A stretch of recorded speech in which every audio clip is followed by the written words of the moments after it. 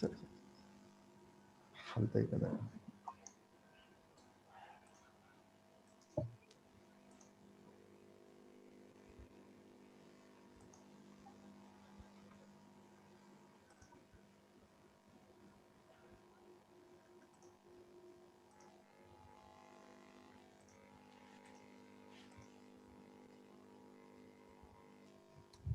Sir मी link पाठवले तुम्ही share करा दुसरं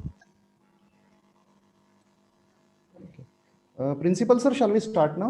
Yes, sure. Okay. Thank you, sir. Thank you.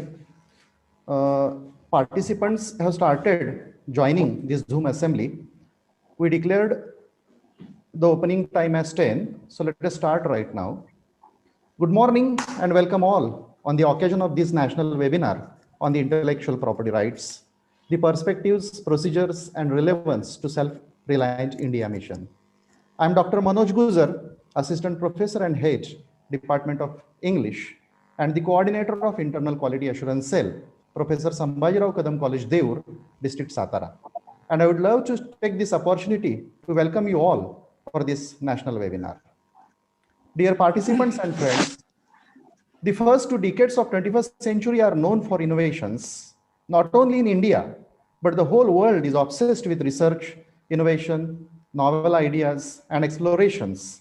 And all this comes under the purview of intellectual property. But this is not a new thing. The idea was floated in the Renaissance Italy that received a framework for the methodical attempt to protect inventions in the form of patents. The best example is the inventor of the printing press, Johannes Gutenberg, who owned the first copyright in the 15th century.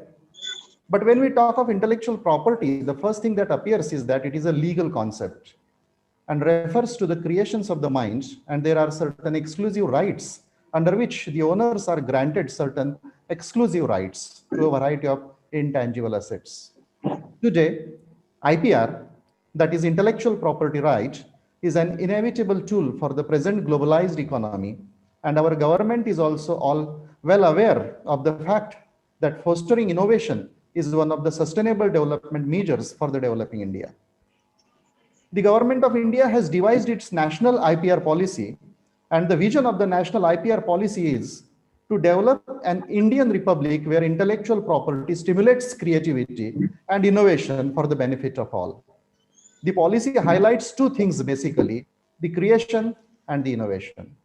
Several initiatives have already proven to foster innovation, like the Make in India, Startup India, Digital India, Skill India, and now the new innovative initiative, Self-Reliant India. The government of India has started its Atal Innovation Mission that nurtures the innovative energies across the country, especially in schools and universities. And under the IPR policy, the cell of IPR promotion and management has been tasked to facilitate creation and commercialization of IP assets. Dear participants, these IP assets are in different forms. Say, for example, patents, designs, trademarks, copyrights, industrial designs, trade dress, and at times trade secrets also. And of course, there are various IP laws enacted by the government of India, such as the Patents Act, the Designs Act, the Copyright Act, the Trade Act, and many more. So, however, these IPRs are undergoing and also demanding a change at the local and global level. For academic communities, say for example, universities, colleges, and other higher education institutes is itself an innovative term. The revised assessment and accreditation process of NAC, which is a mandatory procedure for higher education institutes, demands our institutes to work for intellectual property and bring the national youth in the process of innovation. And keeping this view in mind only, my college has proposed to have an open-ended discussion on this issue of wide importance. And for this discussion, we have with us respected attendees and guests of honor today, especially the keynote speaker, Advocate Sanjeev Pratap Rao Kadam sir, the President of Advocates Association of Western India. Sir, I welcome you on the behalf of the organization committee, and I also welcome the learned resource persons of today's webinar, especially Mrs. Maithili Shirgaonkar Zamsandekar Madam, who is the management consultant and the strategy advisor for branding and innovation. Advocate Vignesh Kamath from Bombay High Court, an IPR consultant and registered patent agent. And we also have with us Dr. Vikas Baliyasar, advocate and chartered accountant and founder of the Desert Leaf Foundation. Maithili Madam, Vignesh Sir, and Vikas Sir, I heartily welcome you on the behalf of IQAC for accepting our invitation and making your expertise available for this webinar. We also have with us the special guests of honor, the panelists for today's webinar, Honorable Vijayarao Sambhajirao Kadam Sir, a senior IT manager at Cyprus Semiconductor Bangalore, along with the president of my college development committee and an innovative entrepreneur, Sri Arvind Sahibrao Kadam Sir, and the principal of my institution, Dr. Bharat Bhosle Sir. I also welcome you all. And I should also welcome the invitees, the attendees from different states of India and some participants from overseas also. And it is, of course, my humble duty to welcome the members of IQACs from different colleges, my colleague friends, my staff members, and all well-wishers present on Zoom and YouTube live channel. Welcome you all, and thank you for your interest in the IPR. So, dear participants, now let me invite the principal of my institution, Dr. B.N. Bhosle sir, on this occasion to present his principal's address. But before that, let me introduce my principal in short. Principal Dr. Bhosle is our continuous source of inspiration. He's a man of experience, an ideal teacher for last 36 long years, a research guide, a dynamic principal with an exclusive experience of 27 years, and an international scholar engaged in research in artificial neural networks and artificial intelligence. He has produced quality books on mathematics, research papers published in international quality journals, administrative experience on various authorities like the Academic Council and Senate of Mumbai University. He has chaired many international seminars and conferences, visited almost every continent of this world, and is the proud recipient of Bharat Gaurav Award, Bharat Excellence Award, the Best Teacher Award, and the Paryavaran Mitra Award. The most important thing for us is that he is a gentle administrator with a human touch. Sir, this may not be treated as an exaggeration if I say that this institution has excelled new heights since you took charge as a principal of this college in year 2016. Thank you, sir. Thank you. And I request you to begin with your principal's address. Bhosle, sir. Thank you for introducing me and presenting the theme of the webinar. Am I audible? Yes, sir. Yes, sir. Yes. Okay. Greetings to you all participants on this virtual platform, which will deliberate on the intellectual property rights, perspectives, procedures, relevance to self-reliant India. I shall not repeat, I will just open it with what I understand about the intellectual property rights. These are the legal rights aimed at protecting the creations of intellect. It comes in the form of copyrights, related rights, patents, trademarks, geographical identification, GI, thereby protecting the intellectual works of inventors or other creators or assignees and preventing the others from commercially benefiting from his her inventions, creations. To elaborate on the topic, I shall leave it to the speakers who are the real authority on the topic. India has still not waken up fully to significance of IPR, as rightly pointed out by our host and IQC coordinator, Dr. Manoj Gujar. And with the comment that CSR report portrays the picture where India stands in comparison with other leading countries in this area. It indicates clearly that India lags far behind the global leaders. Of the different IPR's categories, patents are crucial for India to bridge gap, particularly with US and China, especially when we are embarking on self-reliant India mission and on India as emerging economic power, superpower rather, which we proudly say and claim. And a path to patents is paved with research and funding. Forget funding. Even awareness of filing patents is low in India. To support this argument, let me give some figures of 1819. China is topping the list. It files more than 13 lakh patents applications. US 6 lakhs, Japan 3 lakh, Europe taken together 1.5 lakh, whereas India files 46,000, way below. And further to it, success rate of India in getting patents is still very low. As for the researchers and funding, although the research is a public institution, India has 216 researchers per million population, with spending on research is nearly 0.6% of GDP, whereas US 4,300 per million with spending 2.74%, France 4,300 with spending 2.25%, China 1,200 per million with spending 2.11% of GDP. Friends, figures can't lie. Given this scenario, we, as the Institute, thought it prudent to take up this issue first to start up the discussion so as to create awareness. That is the prime objective amongst the academia and researchers. With this view in our mind, we have organized this virtual seminar on IPR. Hope this will meet objectives set out for the event.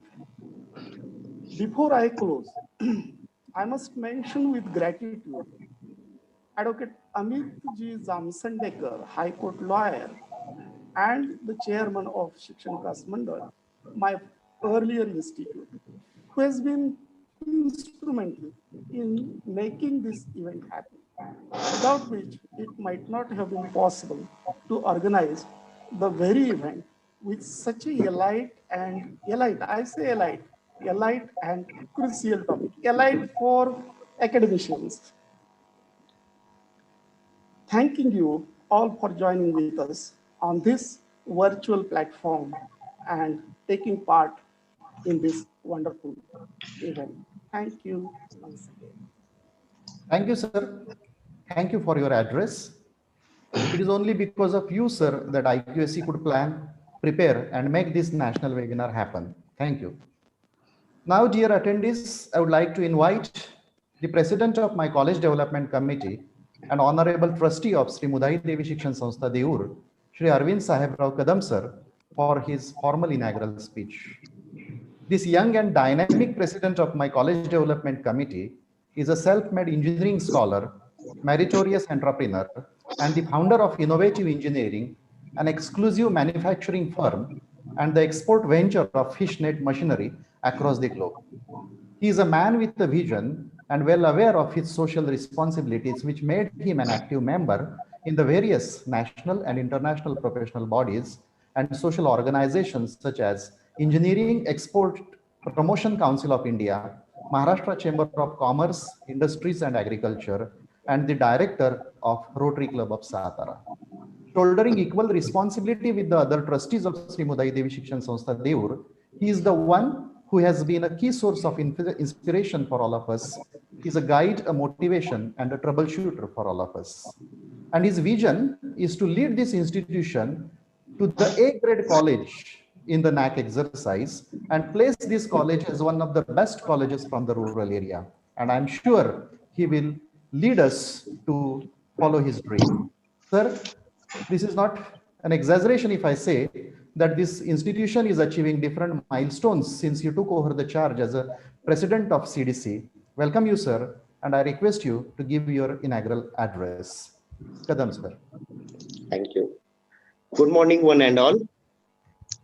Dear resource persons, panelists, keynote addressee, Principal Dr. Bharat Bhosle, and the live audience.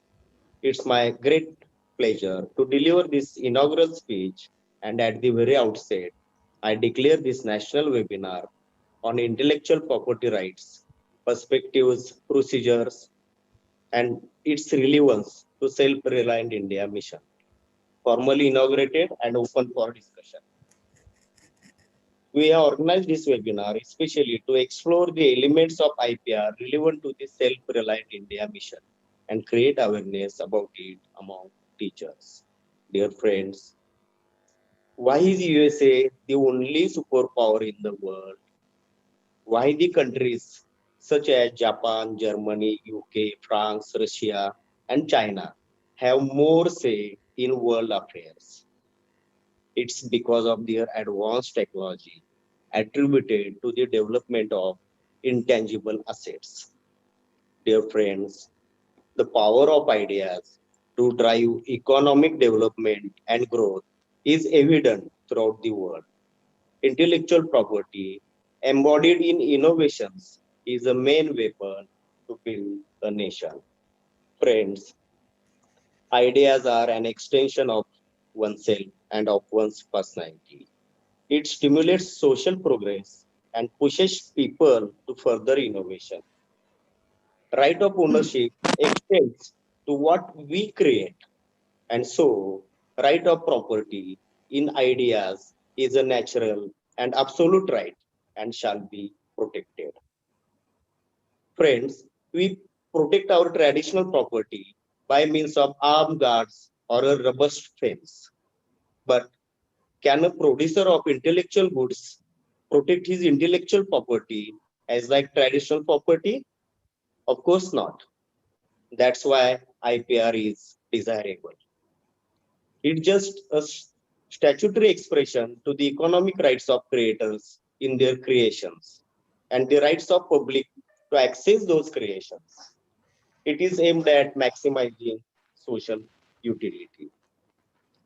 Dear friends, I believe that future belongs to those who innovate, be it an individual or the institute. So my view on IPR is somewhat different. Friends, IPR protects the information and intellectual goods of a creator, usually for a limited period of time. But is IPR the only way to protect it? In my view, constant innovation in itself is an everlasting protection and will yield long-lasting results. So, our young innovators shall focus on the continuous process of innovation along with IPR, which is a need of our economy, society, and the country as a whole. Without self-reliance in technology, no nation can dream of prosperity and freedom. Dear friends, Professor Samayav Kadam College Delhi has a remarkable journey over a couple of decades. However, this journey was not so smooth as straightforward. There were numerous hurdles, daunting challenges, and socio-economic disparities. But we overcame all those hurdles to achieve name and fame, not only in the jurisdiction of Shivaji University, but throughout the Maharashtra. Explore, innovate, research and excel is our motto. And I'm sure this national webinar will go ahead with the focus on exploring the elements of IPR relevant to the Self-Reliant India mission. I wish you all a grand success and hope your diligent efforts would make this webinar remarkable activity to be cherished for the years to come. Thank you again. Thank you one and all. Thank you, sir. Thank you for your inaugural address. You placed the gist of today's webinar and highlighted the relevance of IPR in the Self-Reliant India mission. Your quote, future belongs to those who innovate, and without progression in technology, our nation would not excel, is absolutely true, sir, and it is very relevant under the proposed webinar, discussions of the proposed webinar. Thank you, sir. Thank you very much. And now let me invite the keynote speaker of this webinar, Advocate Sanjeev Pratap Rao Kadam, sir, for his keynote address. Advocate Sanjeev Kadam is a popular personality not only in and around Deur, but in Mumbai and Maharashtra also. And I think adjectives may fall short to introduce him. He is adorable, affable, amiable, lovable, and charming sort of personality. This generous, helpful, and kind human being is diligent, studious, and hardworking person. He's a veteran lawyer and thorough professional who got graduated from the esteemed Yashwantrao Chavan Institute of Science, Satara, studied law from the Government Law College, Mumbai, and presently holding his position as the president of Advocates Association of Western India. He is also shouldering his responsibility in the capacity of the trustee of our parent institution, Sri Mudhai Devi Shikshan Sanstha Deur, and also enjoying parallel positions in the academic, cooperative, and social spheres all over Maharashtra. Thank you, sir, for being with us. I welcome you on the behalf of the organizing committee and request you to deliver your keynote address. Advocate Kadam, sir. Good morning, everybody. Am I audible to all? Yes, sir.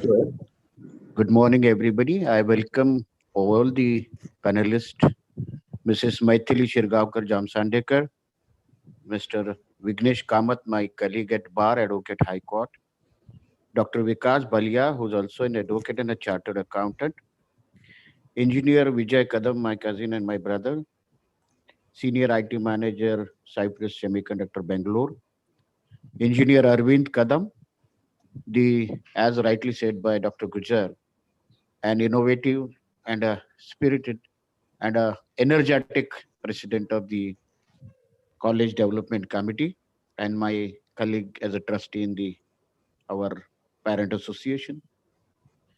The principal, Dr. Bharat Bhosle sir, Dr. Manoj Gujar, coordinator IQSE, all the professors and the staff of the Professor Sambhajirao Kadam College, Deur. I'm glad to have an opportunity to address you all as a keynote speaker for the national level webinar. It's a pleasure that the changes which we have noticed in our institution after the present president of the development committee, Engineer Arvind Kadam, took over the reins of the president of the committee, as well as the positive changes which management has noticed after Dr. Bharat Bhosle has took over as a principal of the college. National level webinar was not imagined few years back, even by the then management or the committee, which is now nowadays a need of hour, especially in the present scenario of pandemic COVID-19. Today we have intellectual property rights, perspectives, procedures, and relevance to the Self-Reliant India mission is the topic for the webinar. Now all are aware that what is the drastic effect of the COVID-19 pandemic over the world, especially in India. It has a drastic effect in all senses, all walks of life, including education. However, one has to find out a way or an alternative to meet such challenges which are posed before us. I think the present central government has come out with various innovative ideas to promote all these fields despite our inability to not to meet each other, not to gather together, not to attend lectures, seminars, which was the earlier usual practice. Webinar is one of the idea which has developed in a real sense, where in all the fields, the discussions, panel discussions, meetings, everything is being conducted through webinar. Now, as the COVID-19 has affected all the walks of life or all the fields of life, it has also affected industry. It has also affected the growth, the progress, the operations, may it be in production line, may it be in intellectual line. As rightly said by Dr. Bhosle, that we are lagging far behind as far as the intellectual property rights are concerned. To be very honest with you, I have noticed in my practice for last 32 years in High Court, Mumbai, that common man is not aware of these rights, one can understand. But there are a number of lawyers who are also not aware about the laws relating to intellectual property. Mr. Vignesh Kamath will agree with me that there are a handful of lawyers or few lawyers or few specialists or few firms who used to deal with these laws in the Honorable High Court. Nowadays, the number is increasing. But however, around 10 years back, it was a specialized field for very few, either to file such cases or to argue such cases before the court of law. As far as common man or common person is concerned, what he could read in newspaper about these type of cases is about patent of basmati rice, which was, I remember having read various articles on it as to how other countries were trying to register basmati rice as their patent. Similarly, the case which came across was of mangoes from Konkan, a dear topic to my friend Mr. Amit Jamsandekar. Now, as far as the legal procedure is concerned, what would be the effect of COVID in correlation with the intellectual property rights? Self-Reliant India mission is an important mission. Government wants all the fields to use these laws to register their patents and to get it acclaimed all over the world. Attention was brought to India pioneering space reforms. It is reforms like this which provide opportunities for both industry and the academic people. Therefore, the government is attempting to boost science, research, and innovation in all fields. One of the important fields which is related to the area where our college is situated is agriculture. The government wants to boost the agriculture, the innovations in agriculture to bring in modern technology in the field of agriculture. So also, the produces which are exclusively produced by the local people, the government wants to register them if those are innovative products in the form of patents. The government wants to provide opportunities for both the industry as well as all the fields. And it must have been noticed by all that our production has reached a high scale after the technology has entered into the field of agriculture. Healthcare is another important aspect of the life where such innovations and use of technology is widely accepted, welcomed. 4 new vaccines are introduced into our communication program in 2014, including an indigenously developed rotavirus vaccine. Now, all we are aware about these because of the COVID-19. The aim of the summit is to bring Indian origin luminaries in academic institutes and R&D organizations across the world and resident counterparts on a single platform to debate upon collaboration mechanism to strengthen academic and science and technology base in India for global development. Now, as far as the intellectual property rights are concerned, those refers to creation of mind, inventions, literary and artistic works, designs, or innovations. Symbols, names, images used in the commerce are also covered by these intellectual IPR rights. It is provided in law by for patents, copyright, and trademarks, which enable people to earn recognition. Why do you need a trademark? Because instead of full name of your company or your product, by the trademark, you are easily noticed, known throughout the world because of that trademark. However, registration of that trademark in your name with a proper logo or whatever you have created is important or necessary if you want to know your product by your trademark. Copyright relates to literary and artistic creations, may it be books, writing, scriptures, paintings, sculptures, films, technology, innovations, etc., etc. These are covered by copyright. Industrial property includes patents for inventions, as said by my friend Arvind. Innovation is the now rule of necessity for the present generation. So whatever you innovate, whatever you invent, it can be registered under the intellectual property. Similarly, industrial designs, industrial products, service marks, layout designs, all are covered by industrial properties. Actually, all these benefit to the companies, to the persons who innovate. It promotes innovation. It safeguards your innovations. Nobody can copy it once it is registered.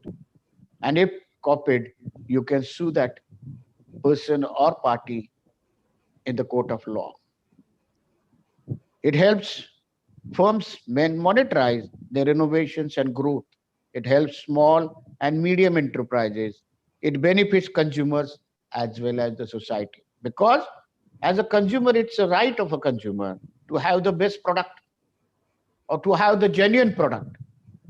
Any product in the market is likely to be copied and brought in at a lesser price to lure the purchasers or consumers to purchase such products, though the product is not genuine.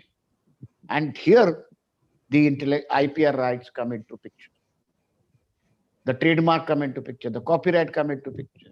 And therefore, it also safeguards the important right of a consumer to have the best product, to have the genuine product for which it is paying, and not the duplicate or copied product. Everybody has a right to produce, but whoever has innovated has a right to keep it as his copyright, trademark, or patent because he has innovated it. That is, in simple language, what is IPR. If rights have these rights have a vital role in growing the economic of developed and developing countries all over the world. It is always a rule of market. Whoever is mighty always crushes the smaller producers or entrepreneurs. But these rights recognize even a smallest entrepreneur or a smallest factory owner to recognize, to register his product which has been innovated by him. I hope this webinar will bring awareness about these IPR rights. It is a good attempt by the institution to organize webinar on such a different, unique topic, I will call. Especially in rural India, these laws are not known. Though it is easily and commonly said that nobody can claim ignorance of law. However, it's a fact that we have numerous number of laws that even advocates cannot claim that they know all the laws. Nobody can claim. Even our judges say, is there any such enactment? Let me see it. Because it may not be possible. There are a number of laws. There are central laws. There are state laws. In courts, practically we come across various such laws. Maybe there is a law about felling of trees. There is a law called Mamlatdar Act dealing with all revenue matters. Many advocates even may not be doing it because they might not have dealt with cases arising out of such laws. Therefore, to bring awareness of such acts, such laws is the only method to make people aware of their rights and the laws. I once again welcome all the participants, all the panelists on behalf of my education trust, Mudai Devi Shikshan Sanstha, and all the trustees. I congratulate Dr. Bhosle, Dr. Gujar, Arvind Kadam and his team for having organized a webinar on national level on such a topic. Thank you. And I thank the organizers for giving me such an opportunity to have addressed such legends in the field, including Mr. Kamath, who will address you about the IPR right. Thank you and have a good day. Thank you, sir. Thank you for your wonderful keynote address and words of appreciation. Sir, you covered issues and aspects of the IPR from the legal point of view.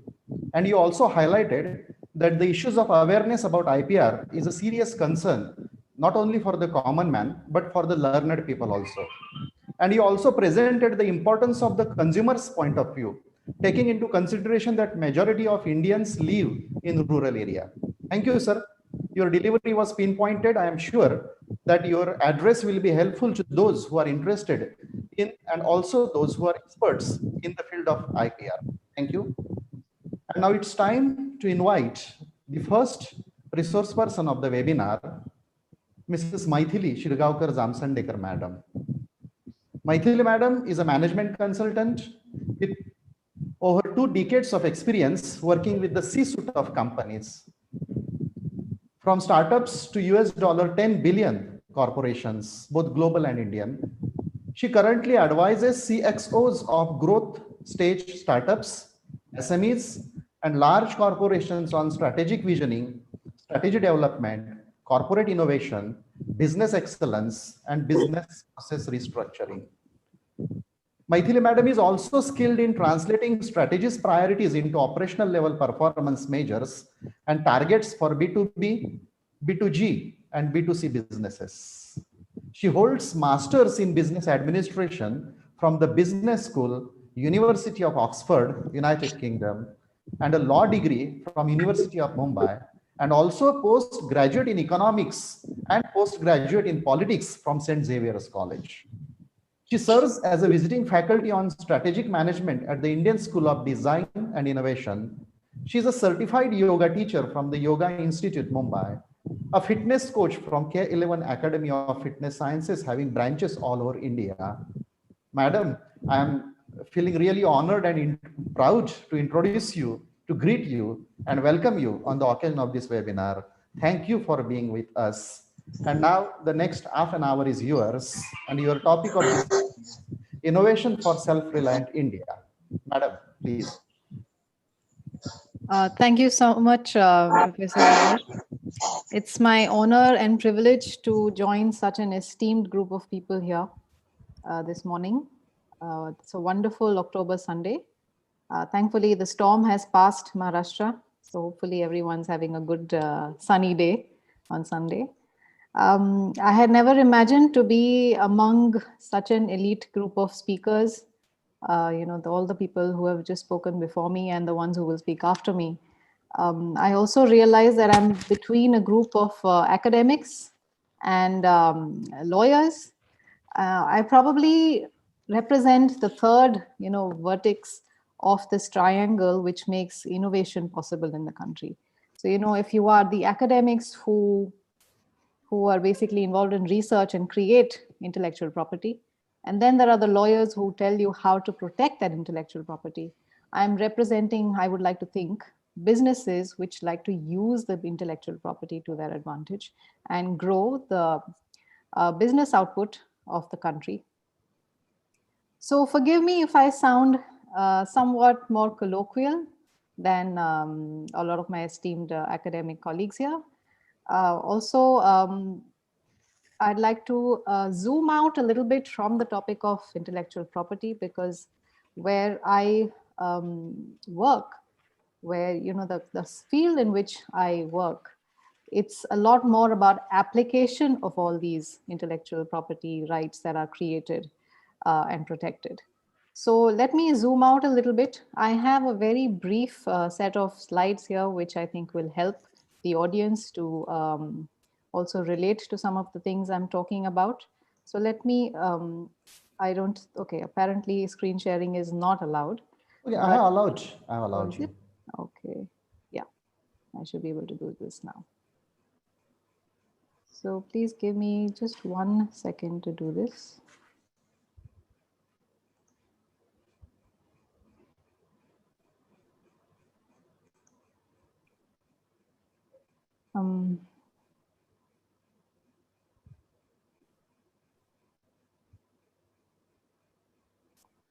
I'm sorry, there seems to be some technical issue because of which I cannot share the screen, but never mind. Everything that I have to say should be easily translatable, even just with voiceover. So let me talk about the concept of innovation to start with, right? And if I have to build out the framework of innovation in the context of business, where does innovation come from? The word innovation comes from the Latin word innovare, which means to change or make new. Right? So if it's about changing or making new, what is it that we're trying to change? So a lot of times, the simplest way to think about it is in the creation of value. We're talking about making India self-reliant, Atmanirbhar Bharat. Right? So what does that mean in terms of India's image changing? It means that India is able to create new value for itself and for the world. Where does this new value come from? It comes from new solutions that are proposed. But new solutions for what? For problems or needs that may exist today, that may be new problems or needs that have arisen, or they may even be inarticulate or inexpressed so far. So it could be things that have not been realized as latent needs of a market or a community or a group of people. I'd also like to spend some time talking about some of the myths around innovation. So a lot of times you'll hear about innovation being talked about in the context of new ideas and creativity. Fair enough, it is about new ideas and creativity, but I'd like to expose this a little more and talk about this a little more a little later. Another myth is that innovation leads to new products and or technology. It does, but is that the complete truth? Another one is that innovation focuses on R&D. It's all about R&D. So I'd like to expunge this a little, talk about this also a little more. And a fourth one is that innovation must be disruptive to be considered real innovation. So these used to be myths, but I have sort of taken the liberty to say they are only half truths.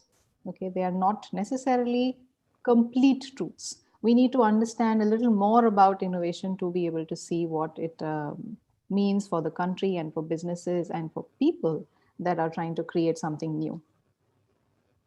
So let's go to the first one, ideas and creativity.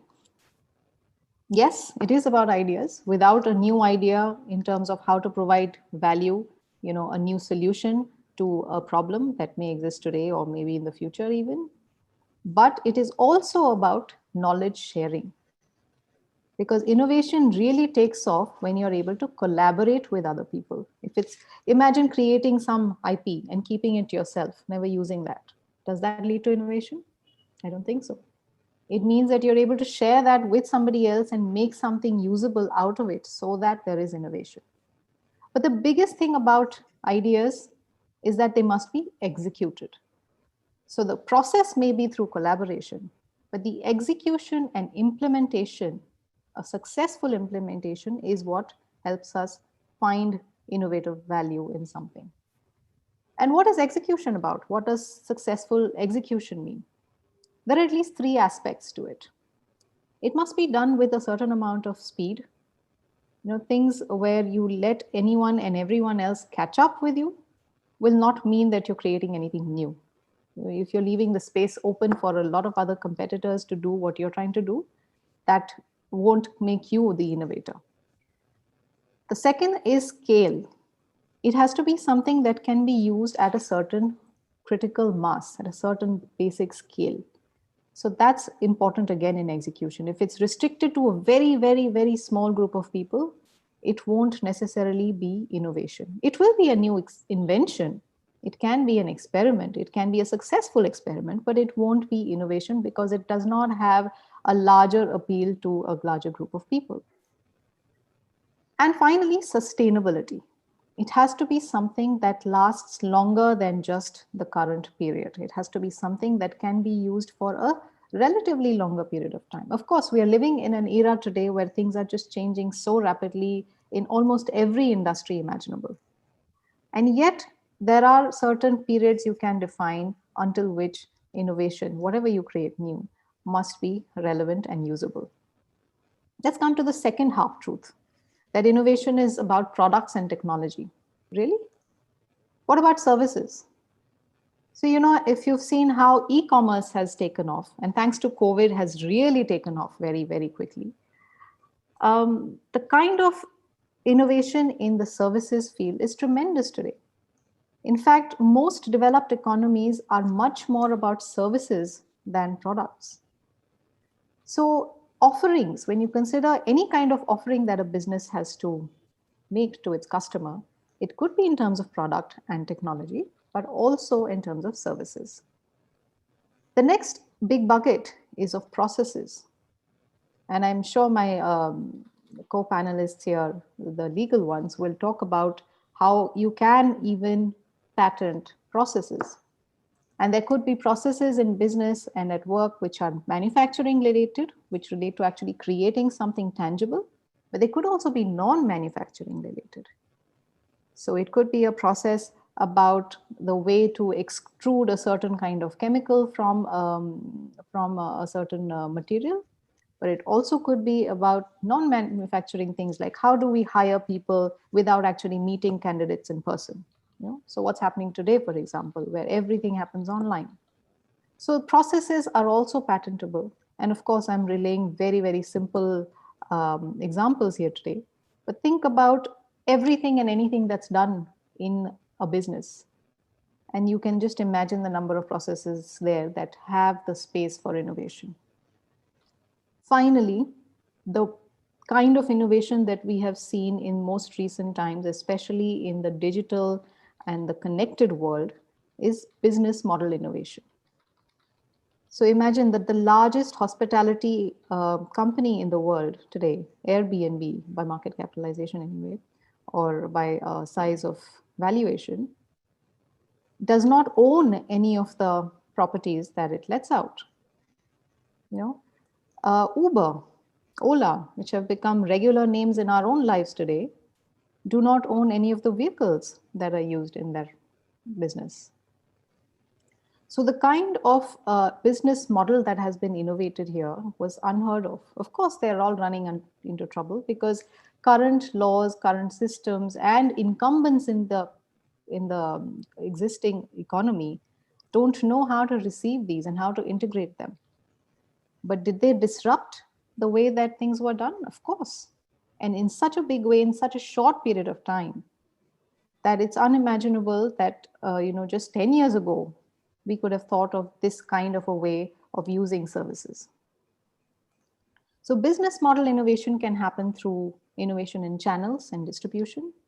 It can happen through developing partners and networks, just like Uber has done, all their driver partners.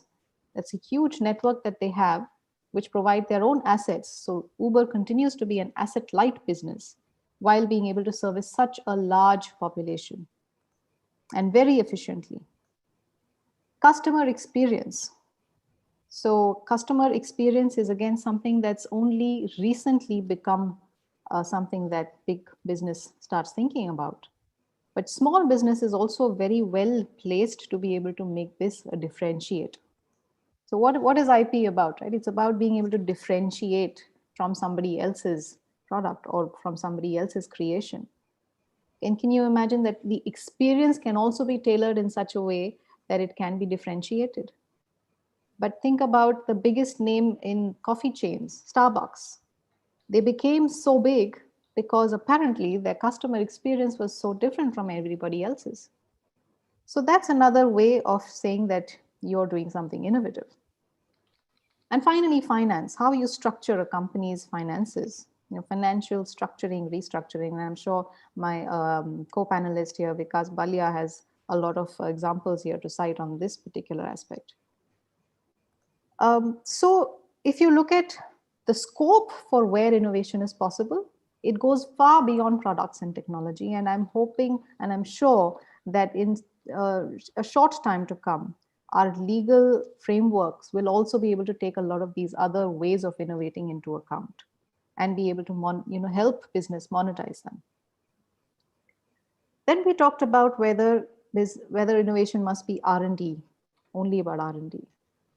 So there was a time, I think maybe just about 15, 20 years ago, when the entire R&D budget of GE, the company General Electric, now known as GE, was larger than the entire R&D budget of India, a whole country, the second largest, the largest democracy in the world and the second largest in terms of population. So just imagine the kind of value we're looking at in terms of what is possible from that R&D money, that R&D funding. But what does research create? And I mentioned this at the start of my speech here. Research, from the money that is given to it, creates knowledge, which is intellectual property. Education, when enough people know about that knowledge, disseminates it. It disseminates the knowledge of who owns what kind of property. But innovation is what converts the knowledge into money, which is value. And that's the value that we're looking for when trying to make India self-reliant. So from research to value, that journey is what we are hoping to be able to see in a growth economy like India. Finally, we talked about whether innovation should only be disruptive. Yes, disruption is important, is required everywhere. Some things just cannot wait. Climate change, for example, we are so far behind in our efforts to do something about it. There is so much scope to be able to do something about it, that it has to be a transformational change that we bring about to make innovation really mean something in the context of the challenge. But it also can be adjacent. It has something to do with making things possible at scale. So when you're innovating at scale, but going just outside your own boundaries, that's called adjacent innovation. And there is the good old incremental innovation, which is about continuous improvement. So there's a very interesting statistic which says, if you do something better, just 1% every day, 1% better than the day before, over a year, you can be 37 times better than where you started. So just think about that magnitude, 37 times. I don't remember how many zeros there are in that percentage calculation, but some of the mathematicians could tell me that. Professor Bosley, perhaps. So incremental innovation is also as important because that's really what anyone and everyone can do on a daily basis. Innovation in the way we teach, innovation in the way we learn. All of these things are easily amenable to incremental innovation, and continuous improvement for each one of us and each of our communities and businesses and institutions will definitely mean that at the end of a certain period, all of us have grown together because we've created value. So there are so many other parts of the truth about innovation that we have to realize. Let's come to innovation for India. So there is the goal for India to be USD 5 trillion economy by 2025. Also, I remembered that when I first did this seminar on innovation within my ex-employer's company, Mahindra & Mahindra, we had just realized that India was entering the decade of innovation. 2010 to 2020 was the decade of innovation for India. What's happened in this decade? India has moved up in the Global Innovation Index, moved in rank from 56 in 2010 to 48 in 2020. That's a great improvement. Is it great enough? I don't know. Is it fast enough? That's still to be debated. 56 to 48 is good. At least we're moving in the right direction. But can we do better? Now, of course, there is Atmanirbhar Bharat. There's self-reliance. So in 2020, we have a new slogan to talk about. But what does it require for India to become really innovative? So I believe there are 5 pillars for innovation for India. One is to build an academic culture. So that's where a lot of the academics in this group today that's attending and listening to this webinar come into the picture. All the effort and emphasis that goes into creating research output is not misplaced, because we need the science, we need the scientific approach, and we need more scientists. And all of you will be familiar about the famous brain drain that happened in India between the decades of 70s and 80s. We lost so much of that value, the research output that was being created, to some of the developed world. But why was that? So if you think about the culture, what do we need to be able to retain that value and be able to benefit from it? The culture is really about also creating the opportunities for use of that talent.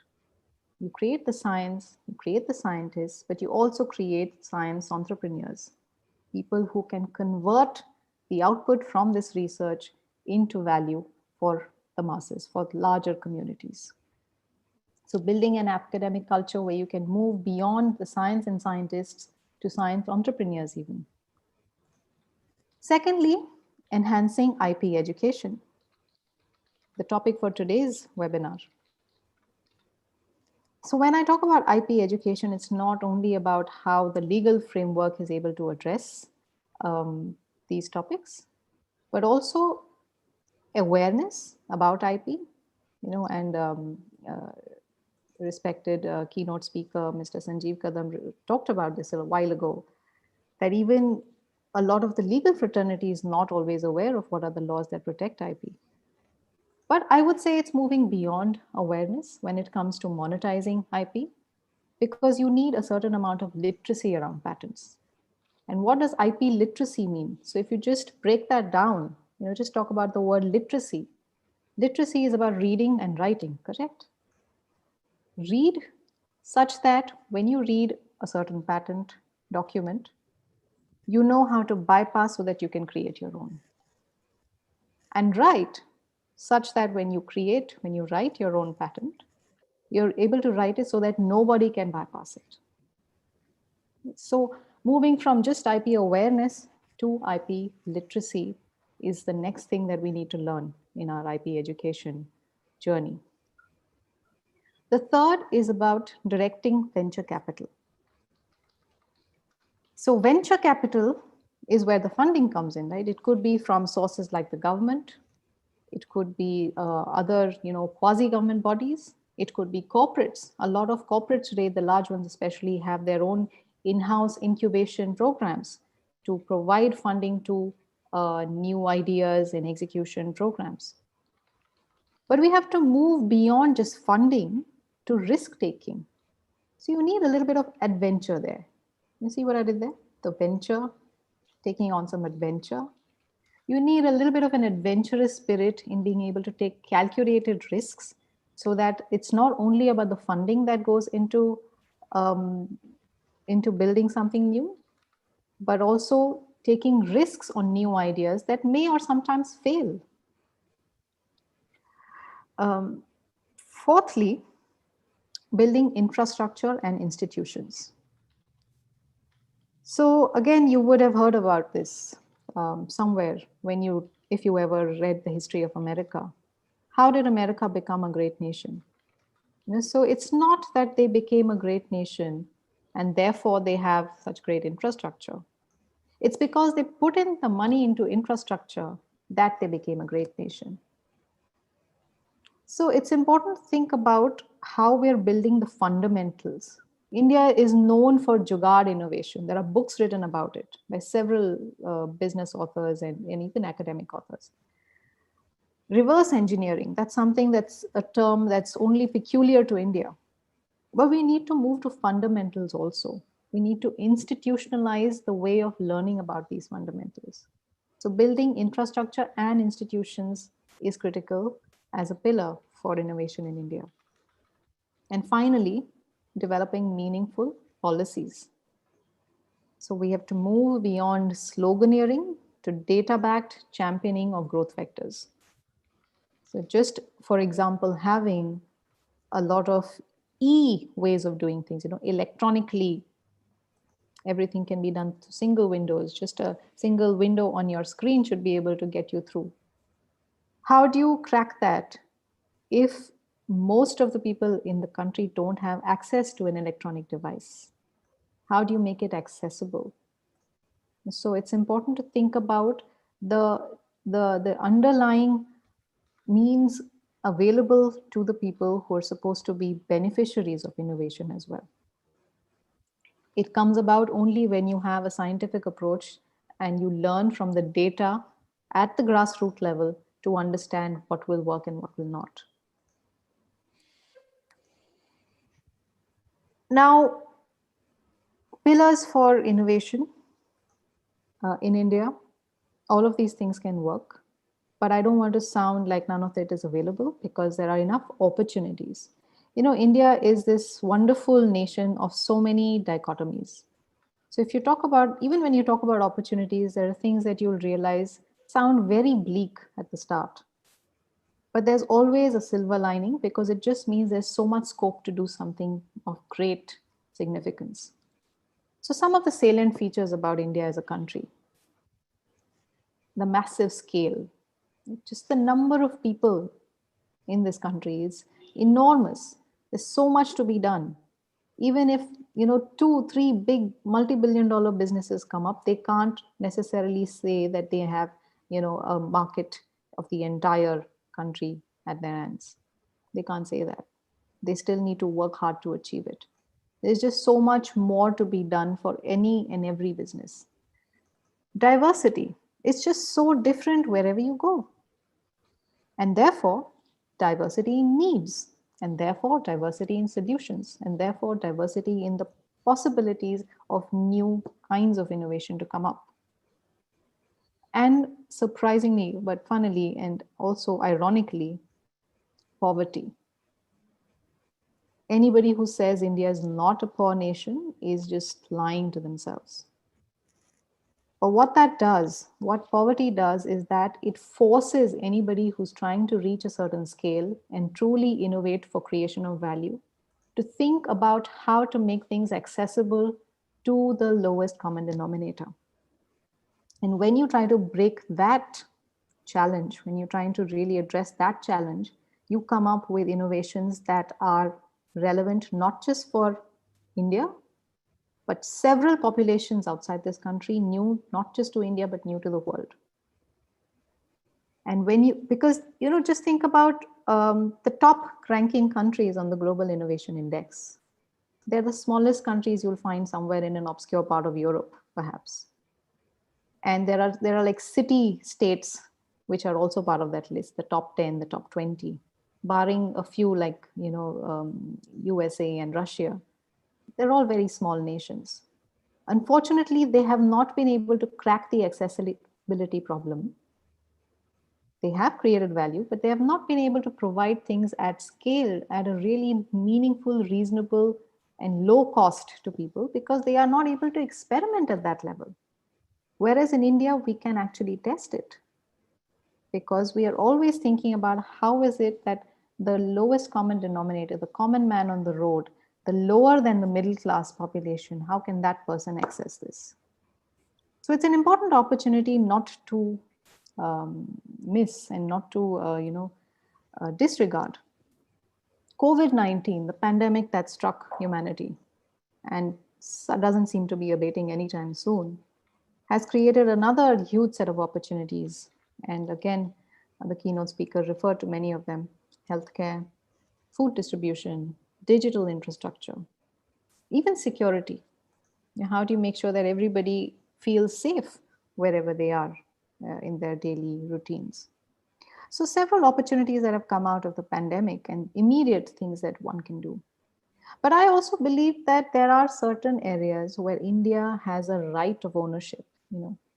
If there were anybody to really crack these problems at a global level and bring totally new solutions to the entire world in these areas, it would be India. One, agriculture and food security. We've been known to be an agrarian nation for a long time. And this is clearly a space where India can be a front runner.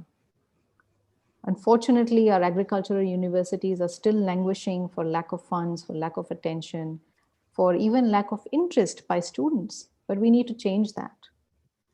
And perhaps the rural places are the best equipped. Institutions like yourselves, you're very well equipped to increase the awareness about what this means for impact if you were able to crack this problem.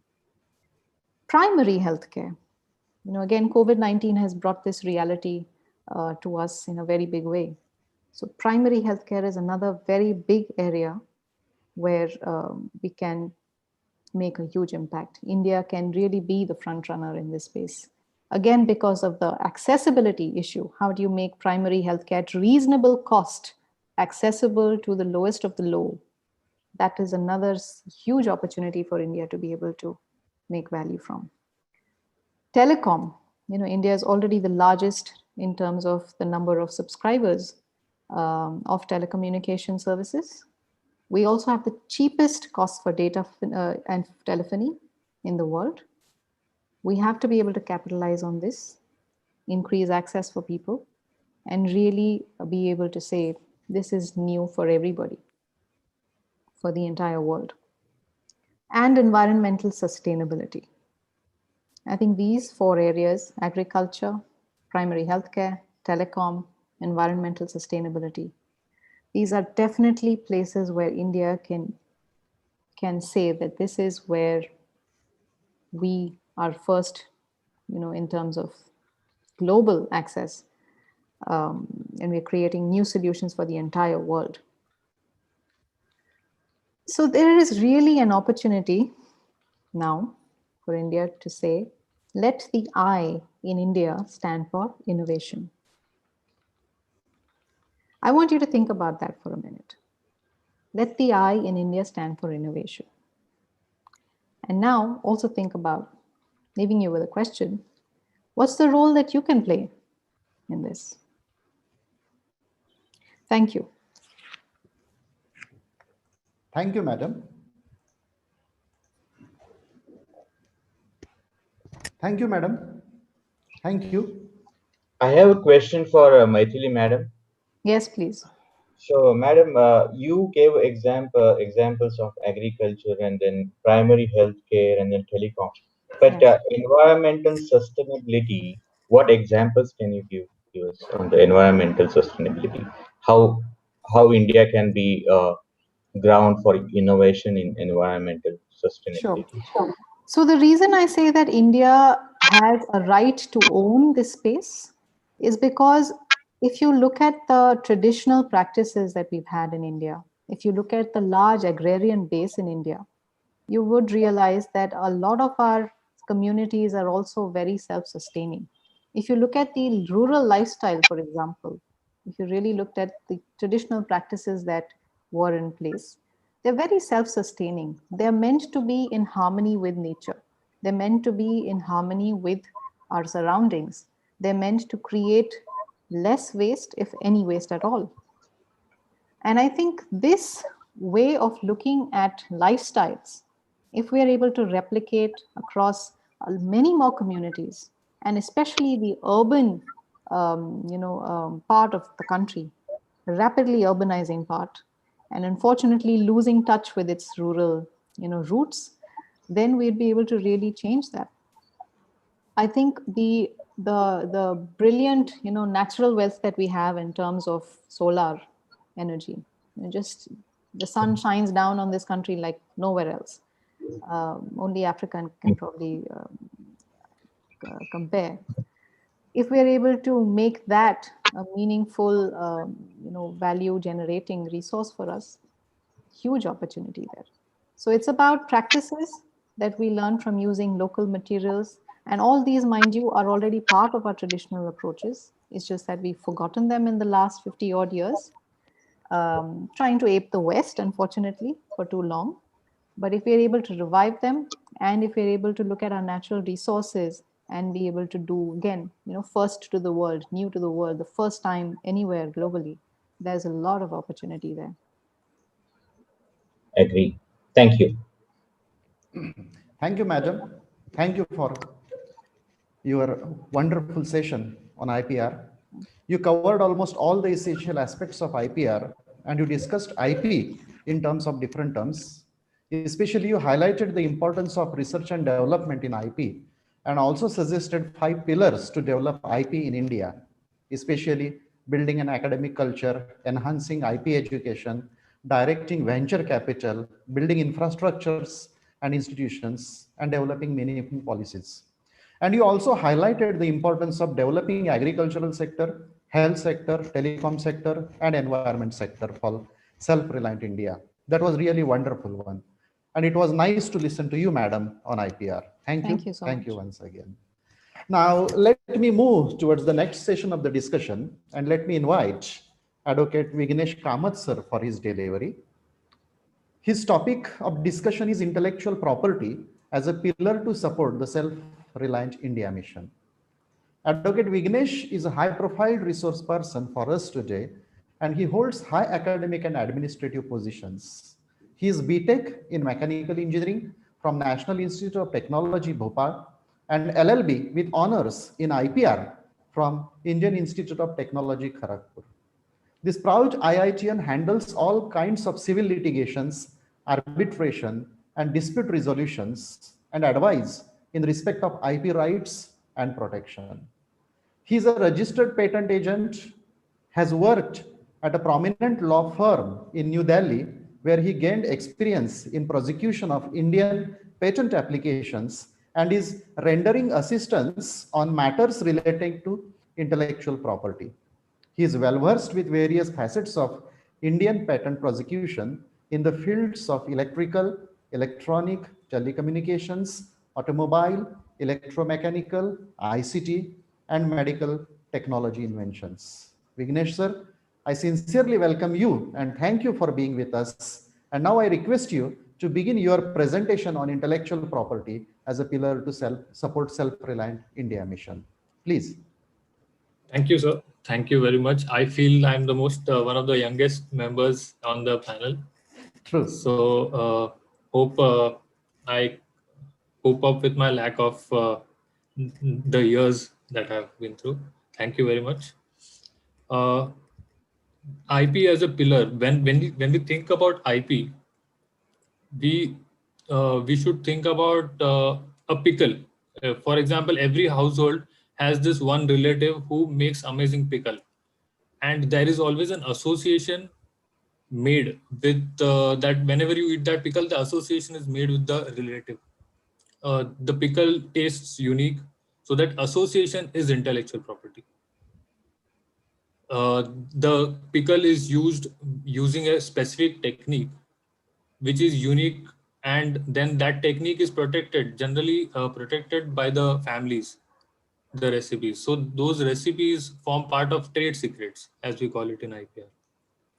Then that pickle may use ingredients which are locally grown, which actually form part of GI, geographical indications, because that particular ingredients which are used in that pickle are associated with that territory alone, and that cannot be misappropriated by anybody else. So this association with, and which exists amongst all Indians in every household, is IP, and basically we have to value this association so that we can take advantage of it. Now coming to IP as a pillar in support of Self-Reliant India mission.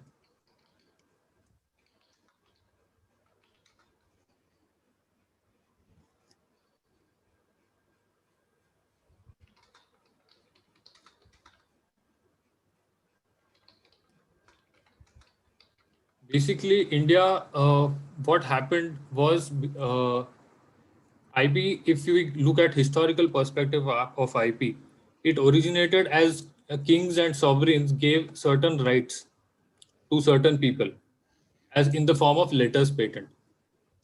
That caused a monopoly, and that person was to exploit that invention for in unlimited amount of period. Then there was an uproar that a person cannot have unlimited amount of rights over the invention, so that there was a time limit involved. This started with copyright, and slowly when US came into existence, they made IP rights akin to property rights. As per Locke's theory, whenever a person exerts any labor in respect of any property, in respect of say a agricultural land, when he tills the land, he puts in his labor, and his individual is extended to that property. Similar manner, US converted intellectual property almost akin to a normal property, a tangible property, limited by only with the letters patent which was granted to them.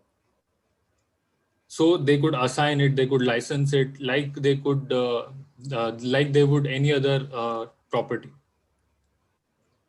So this change happened and that is why US then went on to become an example, a model for inventors everywhere. And this was also in consonance with the Wealth of Nations given by Adam Smith. A division of labor was created. As we can see, most inventors have a certain knack, and they don't generally, that knack does not really translate to a knack in say business acumen. So every inventor may not be a good businessman. For example, I can give you an example of Thomas Edison, who made his entire living through inventions, and he had so many patents to his name. But he was a very bad business. He had a very bad business acumen. But so he could not actually practice his own inventions properly when he went to exploit them. But say when you compare the same with Goodyear, Goodyear made everything out of rubber, but he licensed the same to every state in US, and that is why he was able to make a name for himself. So an inventor need not be a good businessman. Now coming to, so what happened? What suddenly changed that India had to look at IPR? So India was always against intellectual property rights from the very beginning, because they are monopolistic. Like we said, the king and or the sovereign used to give that right. In Europe and UK especially, that monopolistic nature of IP originated. But then US transformed it to every kind of property, an extension of human being itself. So when that happened, India was still reluctant, and in India, the IP rights and the law framework is such that the public good is of the primary importance. Like Maithili ma'am said, there are of two aspects involved. Access to the invention is also primary, and incentive. We have all spoken about IP rights being an incentive. It gives you economic success. It you can license it, you can assign it, you can gain revenue out of it. But the access part is of most importance in India, because access to innovation, access to solution is actually of paramount importance, especially in this need of COVID-19. What happened in this pandemic is it gave rise to new problems. And India, as Indians in general, are very resourceful and extremely resourceful when it comes to problem solving. So whenever new problems have come to us, we have answered, we have come to the rescue and provided solutions to the world. And if we see the statistics in India and global and its GDP, we can see that the Indian GDP has risen along with the number of filing of patents, trademarks, industrial design, etc. So, and even in the developed nation, if you see, intellectual property protection regime is extremely strong, and which is why it is not only a correlation but also causation of economic development. And when we talk about self-reliant India, we have to talk about why this need of self-reliance came into picture, because earlier it was a global family. The self-reliance picture came into importance when the world was shut in. No country had access, as in another country could not help another country because everybody is in dire situation because of this pandemic. And China surpassed to become the largest filer of international patent applications in April 2020. And earlier, as I said, there was an opposition to IPR in India because of its monopolistic nature. But our legislators have made plenty of provisions to keep public good as a cornerstone in respect of IP laws. So our pre-2005 approach is slowly changing. Earlier, there was Make in India campaign, Digital India campaign. So slowly and steadily, those campaigns are taking effect. And now, with the rise of new problems, Indians are actually going ahead and providing solutions. And if we can see the state-wise, India is one of the top 10 countries in respect of intellectual property filing. And Maharashtra files, it is pertinent to note that Maharashtra files for 4,197 patents among all the states, almost twice as much as the second state. And which is why it is important. It is already important to note that inventors are, there are a lot of inventors in Maharashtra, but this could even be boosted even further. One more aspect I would like to point out is that most of the filing in this country, this is by Indian applicants, but most of the filing in this country is done by international applicants. So this gives rise to a peculiar situation. They are filing in India because India is a growing market and it's a huge market. For example, mobile phones. Mobile phones are currently an extremely new invention, but the entire market is India. But the majority patent owners in the phone, the patent pool in the phone is owned by inventors abroad.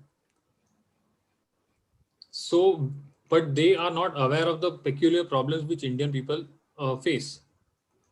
So there is a lot of scope for growth in respect of filing with Indian inventors, because they are the only ones who are able to address the Indian problems, unique problems which are faced by us.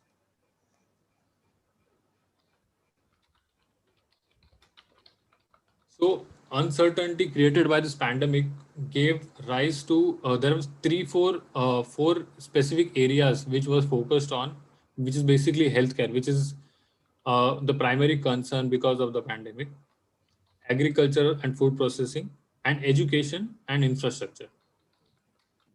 Coming to healthcare, the primary focus is on healthcare because healthcare is affected the worst because of this pandemic. And for example, the masks, the PPE kits, everything was imported from outside. So India had to rise to the occasion because there was not, there weren't any masks available for the people. So somebody had to create the masks at a reasonable price so that no harm is caused to anybody. Then hospital blocks, and India rose, world was looking at India because it dealt with the pandemic better than most of the countries.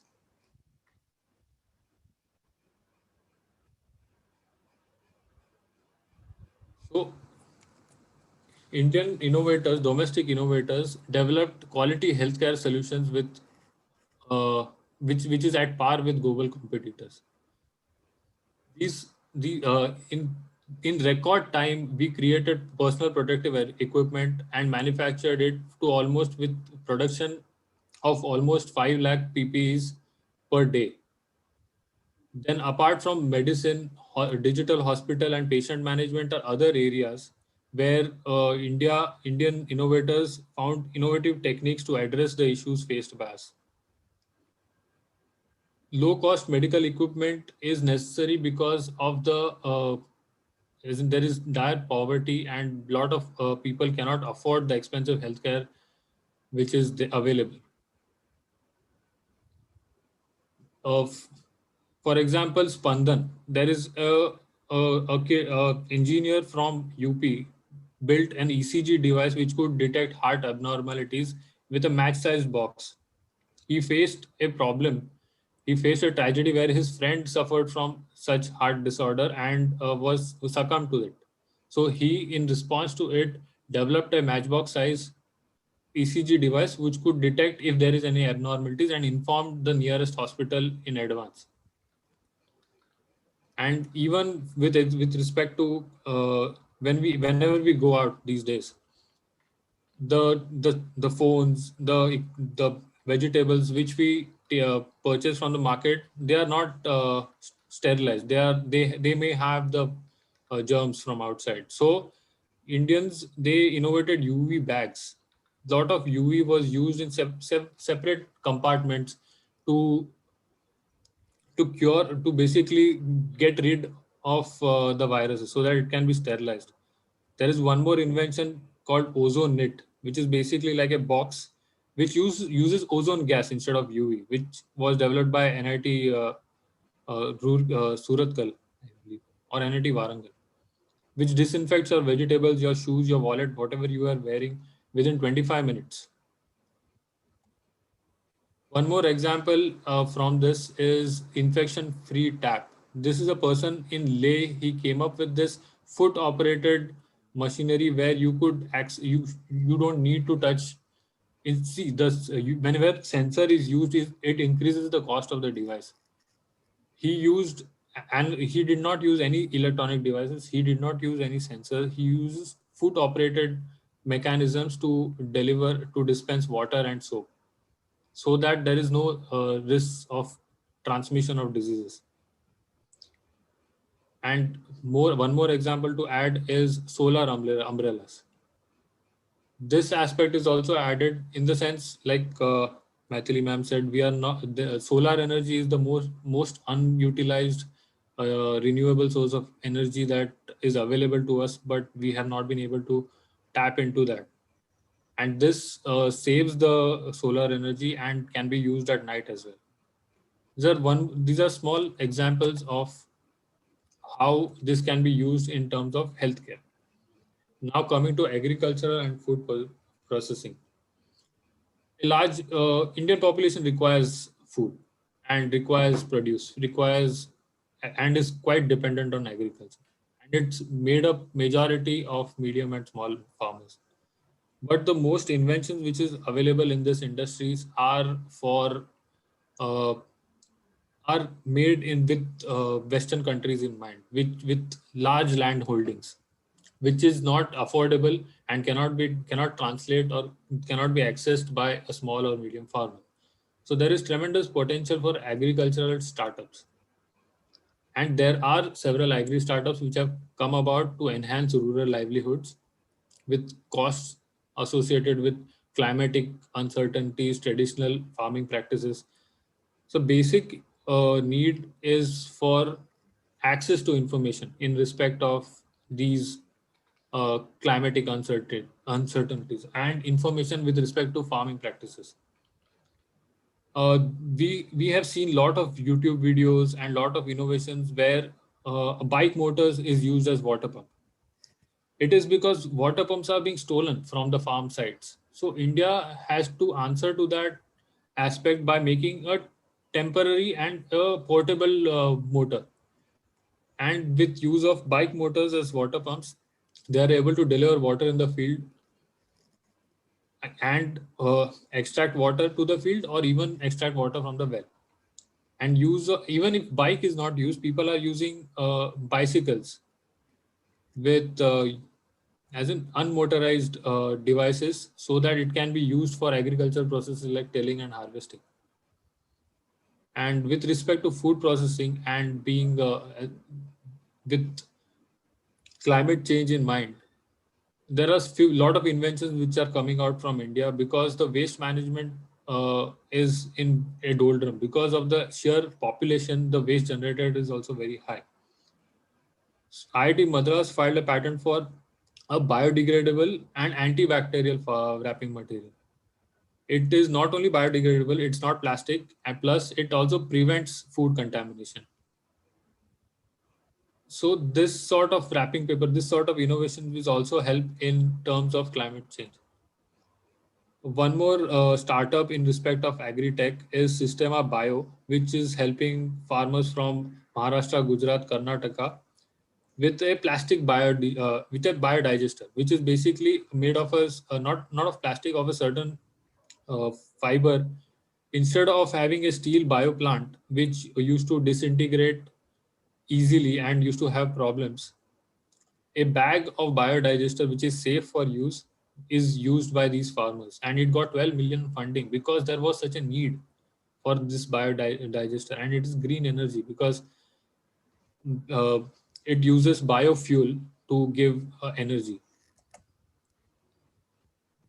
Another examples of patents being filed in respect of agriculture, if we see the Konkan belt itself, there are coconut trees, and the inventions solely related to coconut itself, there are so many because these are problems known only to them, and the researchers ought to look at specific problems associated with these specific issues.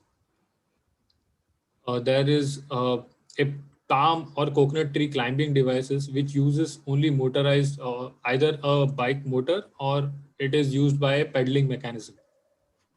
A coconut deshelling machine, either used mechanically solely or by motor. A tender coconut cutter, a sprayer, and slicing machine, which are used only specifically related to that industry. So when we write a patent, firstly we describe the problem which it addresses to solve. Then it identifies all the prior arts in the basically all the other inventions, all the latest technology which is already there in the public domain, but which is not addressing the issue. And a specific solution which is provided for addressing that issue is the inventive nature of that invention. And that is an invention not to general public, but to a person who is skilled in the art, a person who is there in the industry. It would be an invention to them. So it is not to be considered as an invention in the general sense of term, but as a problem and a solution offered to that problem. This is an example very close to my heart. A Bangalore-based English professor came across a certain dry coconut leaves lying in campus grounds. So whenever you have had, now these plastic straws are banned in most countries outside, and even in India uh, there is a pressure to ban these plastic straws because they are harmful not only to not only to human life, but they are harmful also to aquatic life and other animal life.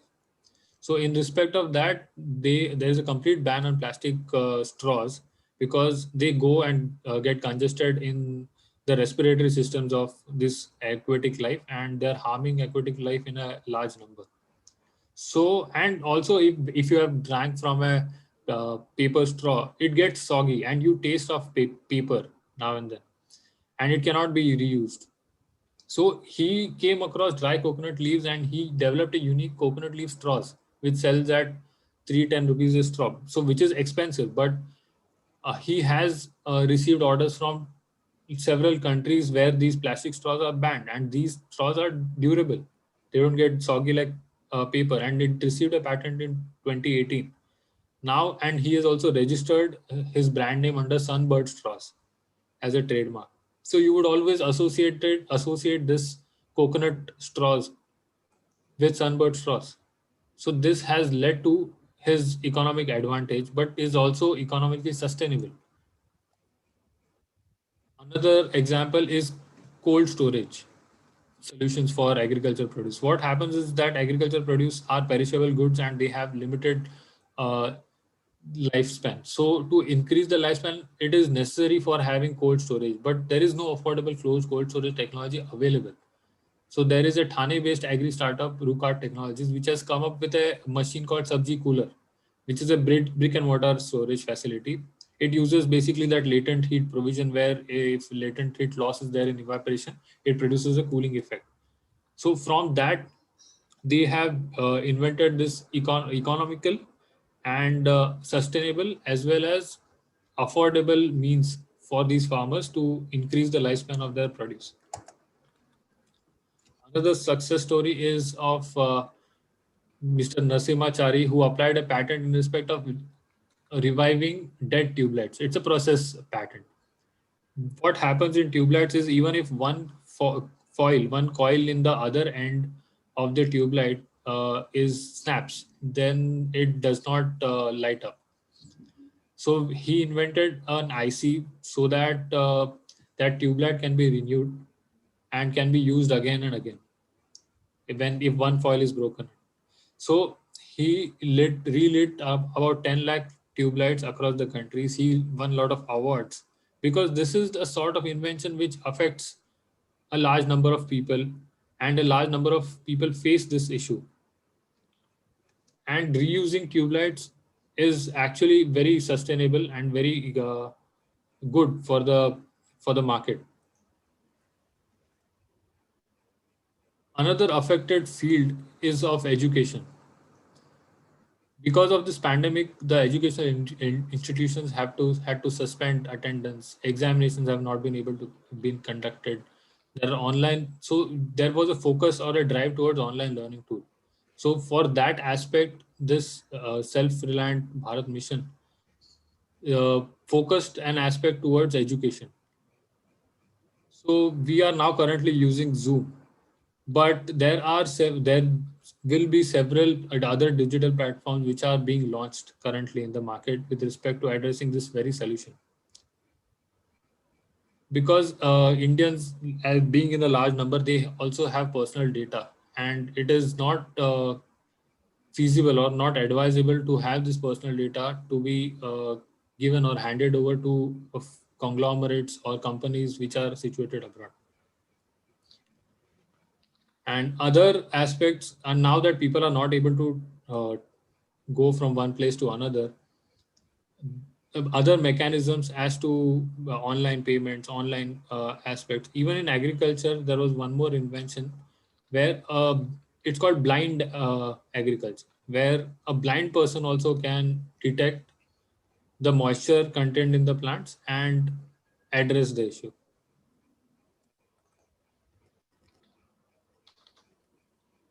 There's a focus on AR and VR for customized learning and systems for conducting remote exams, as I told you. In this regard, the government has also announced an app competition in respect of education and in respect of each of these sectors. And in this sector, there was one app which won called Disperse. It is a play on word containing the word disperse. It basically won because they have offered a good, extremely excellent solution to issues which are faced by Indian educators in respect of online teaching. Infrastructure is also a pillar, is a focus in respect of self-reliant India. In respect of infrastructure, there are a lot of as we saw, waste and water treatment is also of importance, but green buildings, then telecommunication sensors, security solutions, drone surveillance, every aspect of this is important, and which is why this is one of the focus, and investments over 100 lakh crores is to be made by the government in respect of these facilities. One of the inventions in respect of waste management is Sanjeevani, which is a robot which segregates dry and wet waste in recyclables, non-recyclables, biodegradable, non-biodegradable material. And this is basically made by a startup called Ishvita Robotic Systems, which came up with this technology. There are several other technologies also in this specific segregation of waste mechanism. And what has government done in respect of making it easy for inventors to file such patents? So if you are an individual, the fees are actually extremely less. And when you are a startup, startups are eligible for 80% rebate in patent filings and 50% in trademark filings. And facilitators have been empaneled in Bombay Patent Office and also other patent offices throughout the country, where they would be doing the patent, filing the patent for you in reasonable prices uh, made by the government, and the government is paying for certain uh, filing to these facilitators so that they can do this, file the patents in reasonable amount. Till December 2019, around about 2,600 startup have filed patent applications with availing benefit of 80% reduced fee, and 474 applications were granted expedited examination because the startup, it requires is benefited when there is a smaller gestation period for it to establish itself. So when they have a granted patent in respect of their name, it becomes easier to avail finances and get funding. And in respect of trademark filing, above 5,000 trademark applications have already been filed by startups, taking the advantage of 50% rebate on the filing. Speaking of innovation challenge, now that innovation challenge was also brought up by Atmanirbhar Bharat mission, in this several categories, 8 categories were there for entertainment, for social networking, for work from home, office productivity, business, agri-tech, news, and several of these, like I mentioned, dispersed, they won in respect of e-learning. In respect of social networking and other fields also, now they have shortlisted startups and companies who have participated in this app challenge. For example, I like to mention a startup called Napanta. It is made by a person who made a loan app earlier. So this is in respect of agricultural crop management. As I said earlier, it is basically an access to information is very helpful when it comes to farmers in respect of their land. So it gives higher yield by giving agriculture related information, by giving them what are the prices at which their crops are being sold, what is the climate condition, etc.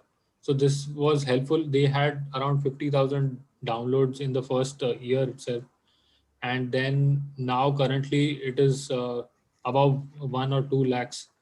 They have so many users who have downloaded their app, and it actually, they did not invest in any marketing. It spread through word of mouth because the app was so good, and it is actually helping to the farmers. Now what happened, what was the condition under which India emerged? What India was looked at by other countries because it started providing solutions to these problems. Indians are extremely resourceful, as I said earlier. So when a Japanese tanker in July struck a reef in Mauritius carrying 3,800 tons of fuel, it crashed. It struck near a conservation site, which is a aquatic preservation where UN and other aquatic marine life preservation methods are being implemented. They declared a state of emergency and asked France for its assistance.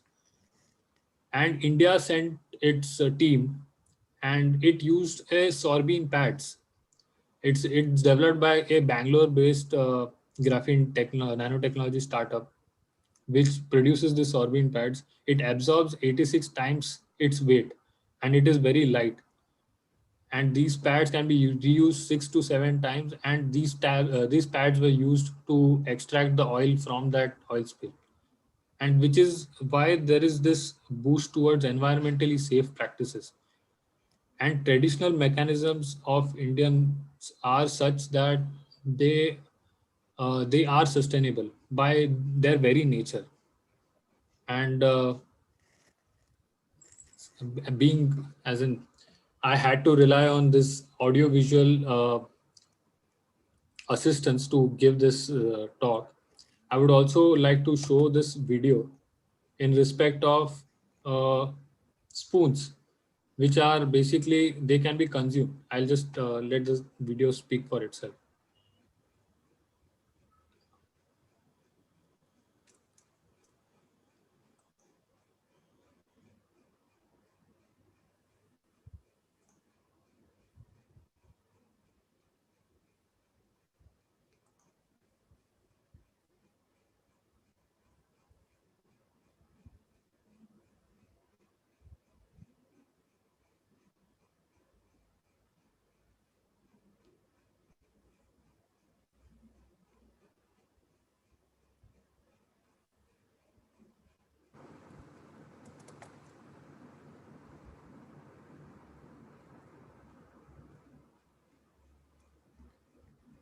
I think you have stopped sharing. Yes, I'll just.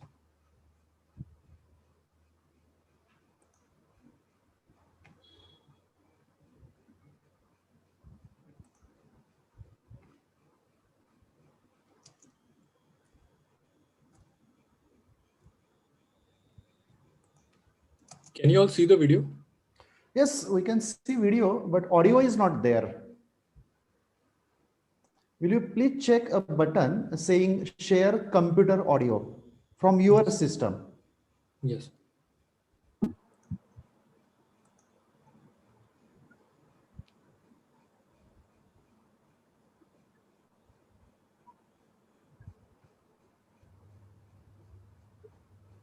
And the spoon is put in it.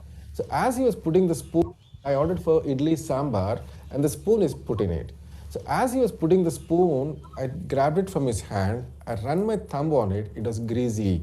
I took a sniff of it, it was already smelling of sambar. It's being reused.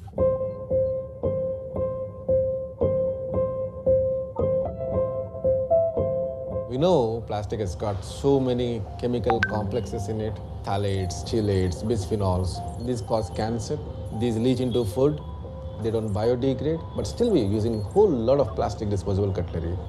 Why are we doing this? Answer obviously is there is no alternative. Oh well, we have an alternative now. We come up with an alternative, and that is edible cutlery. Here, there is no coating. In fact, it is entirely nutritious. You can eat up the spoon. Delicious. It is made of jowar, blended with rice and wheat, without preservatives, just like dehydrated vegetables. Our product also has a very long shelf life of more than 3 years. In fact, you can even have a hot soup also. You can stir your sugar and have your tea.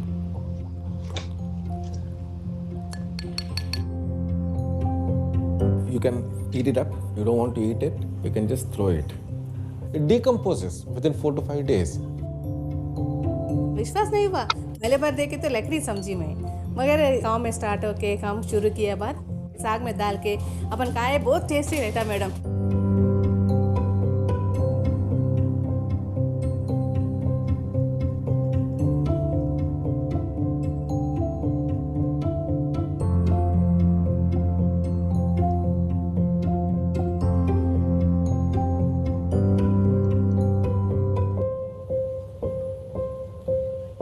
आपने कभी खाने के चम्मच के बारे में सुना है? आपको एक सैंपल देती हूँ। आप अगर स्पून को काटेंगे तो स्पून का फ्लेवर आएगा आपको। इसमें जीरा, अजवाइन, रॉक सॉल्ट, ब्लैक पेपर मिलाते हैं और इसको बेक करते हैं। तो आप जब स्पून खाते हैं तो सिर्फ स्पून नहीं खा रहे, आप एक ज्वार रोटी खा रहे हैं। When it comes to financing this, I had to put the only asset that I have, which is the flat where I'm residing, as a collateral security. And then got the loan because there's no such technology. We are the first in the world. So the technology had to be created.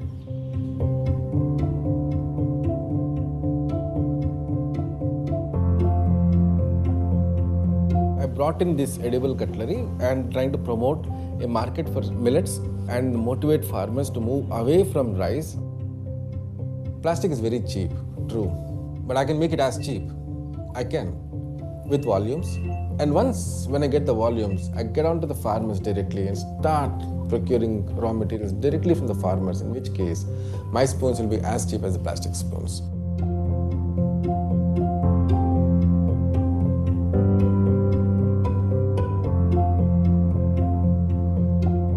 So now the cutlery is tasty, fun, nutritious, and environment friendly. That's edible cutlery.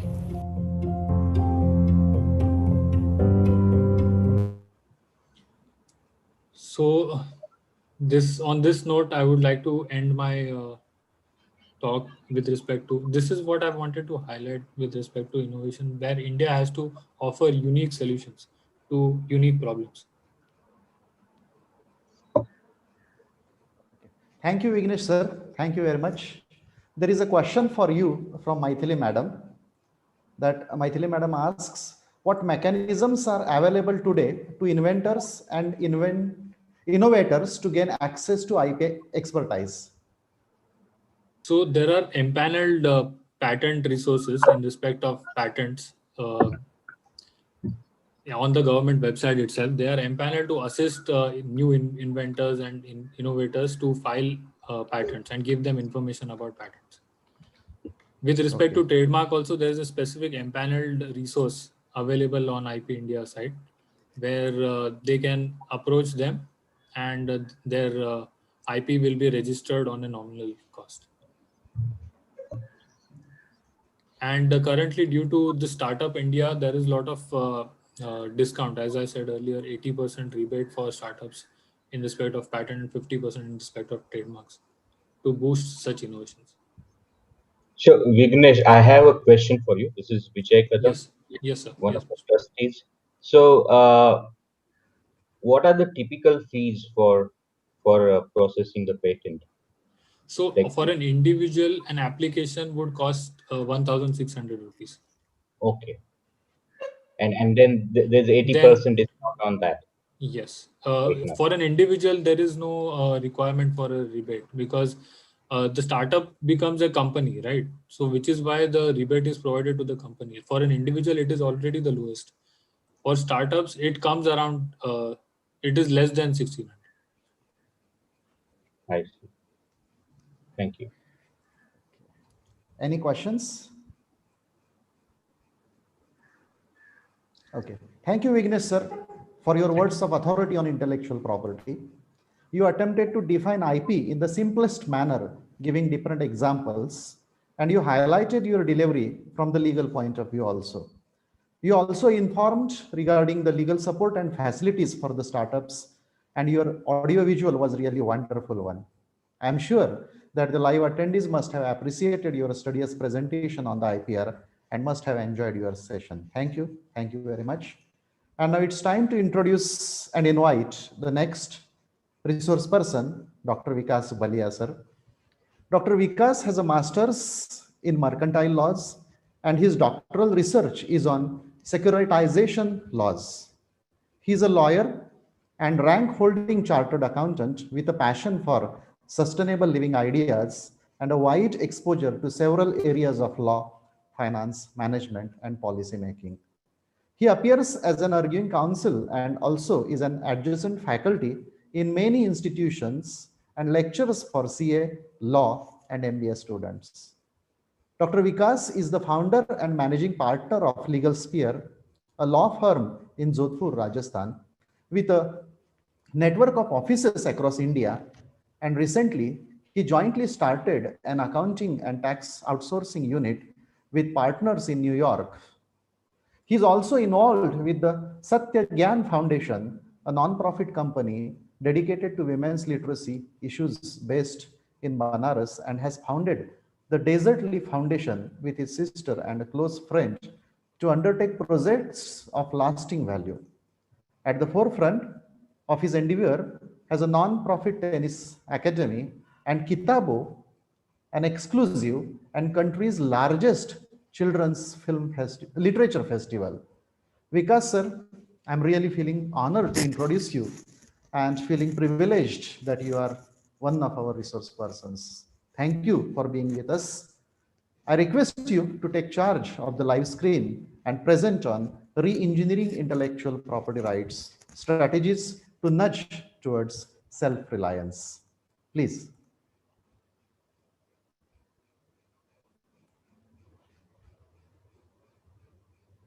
Vikas sir.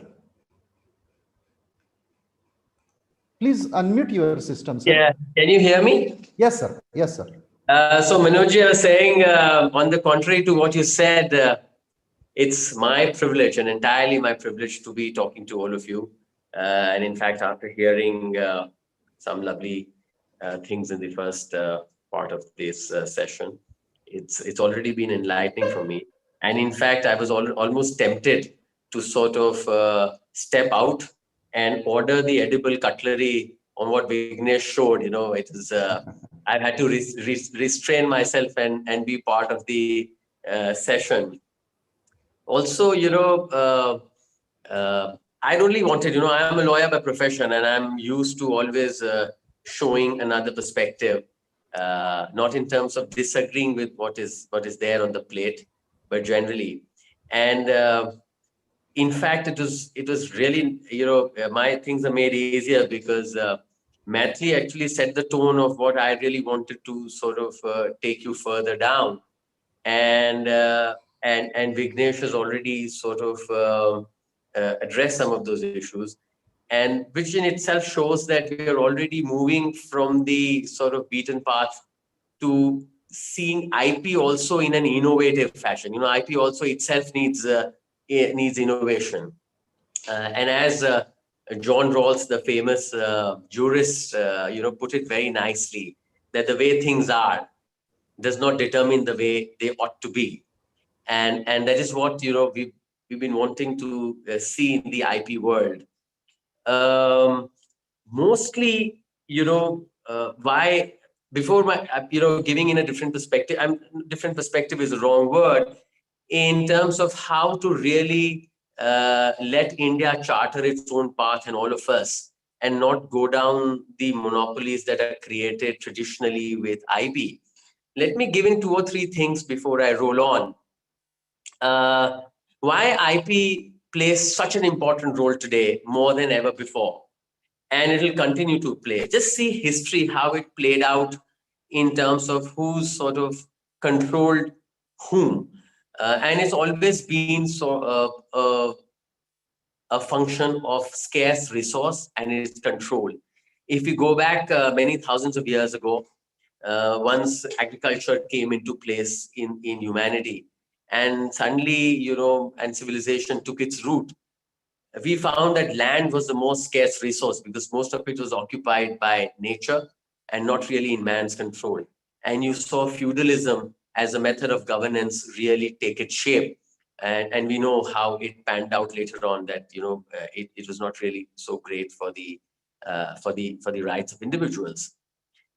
Then once structured agriculture came in place, and you saw things like plantations, etc., taking place, and commercial agriculture coming into place, you saw labor suddenly became very scarce, and you saw slavery rising across the world.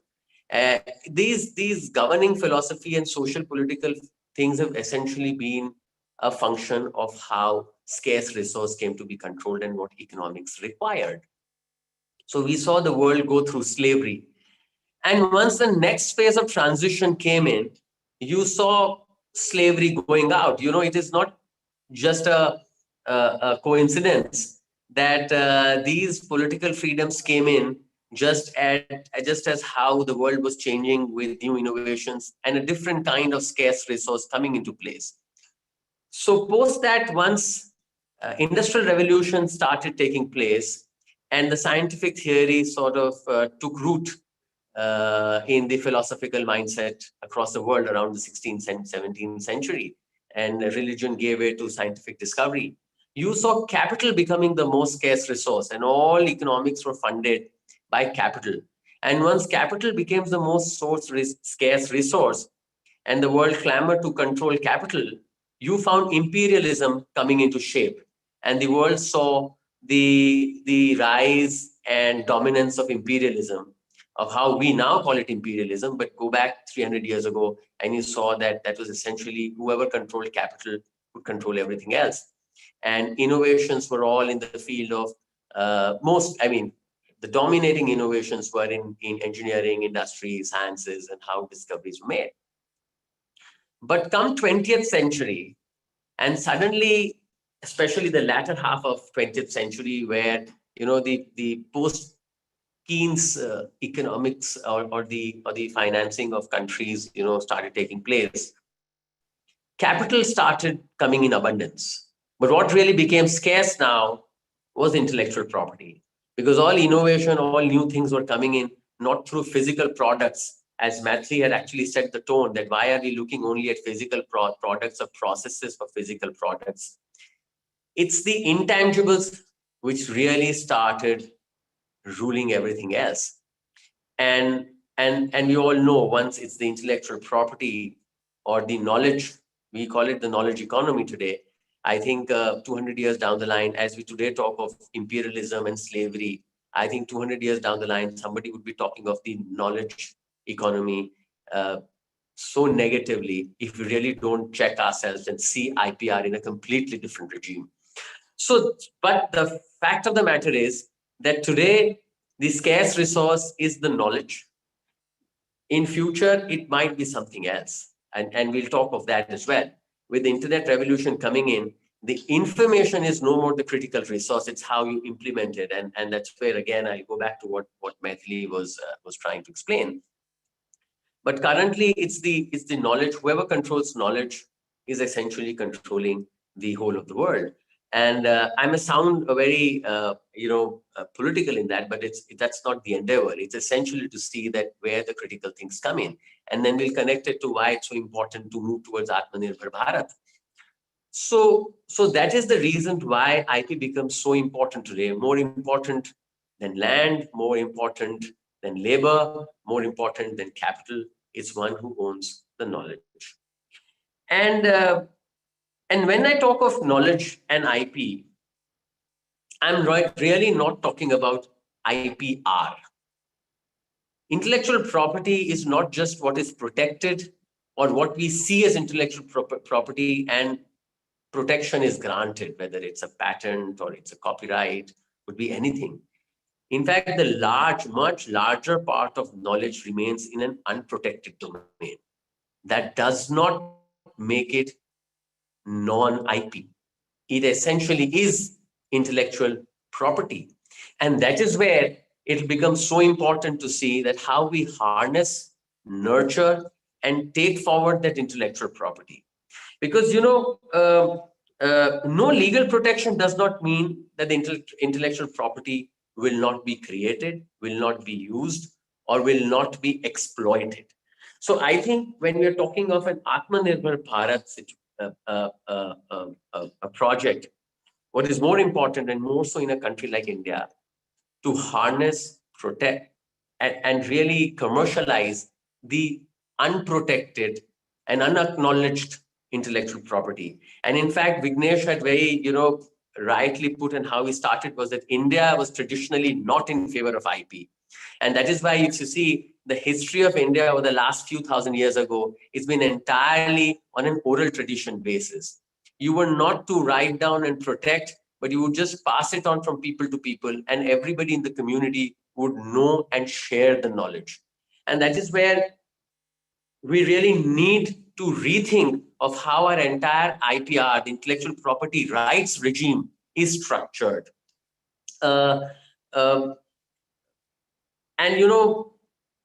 We cannot, in India, we cannot afford to use ideas of the 19th and the 20th century to really propel us forward in the 21st century. In fact, almost a quarter of the 21st century is already gone. So we're looking at, much more than that.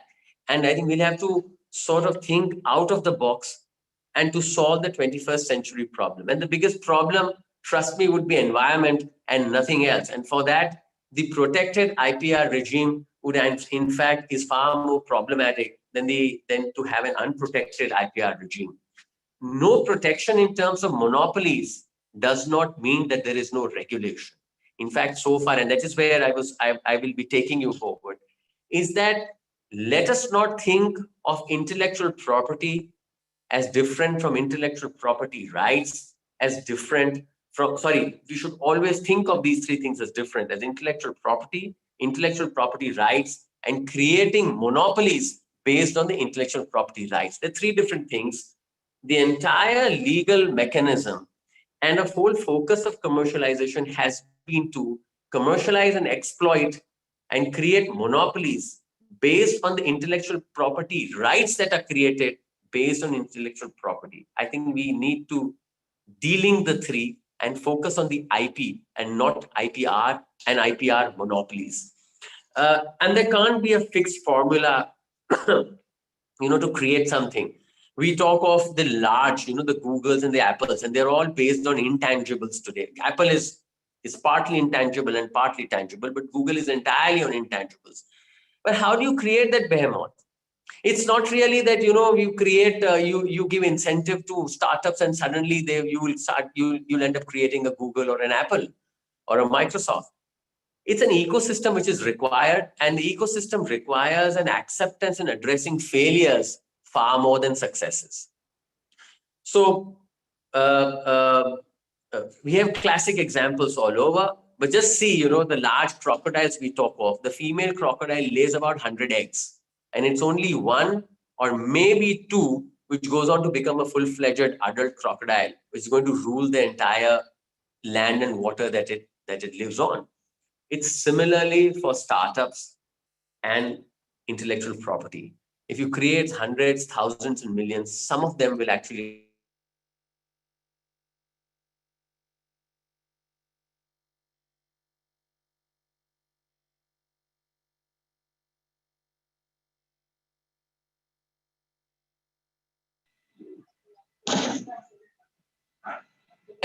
you need to 99 failure. Sorry, I think there was a disruption. Can you hear me? Yes, sir. we can hear you now. Yes. Manojji, am I audible? Yes, sir. Yes, sir. You're audible. Yes.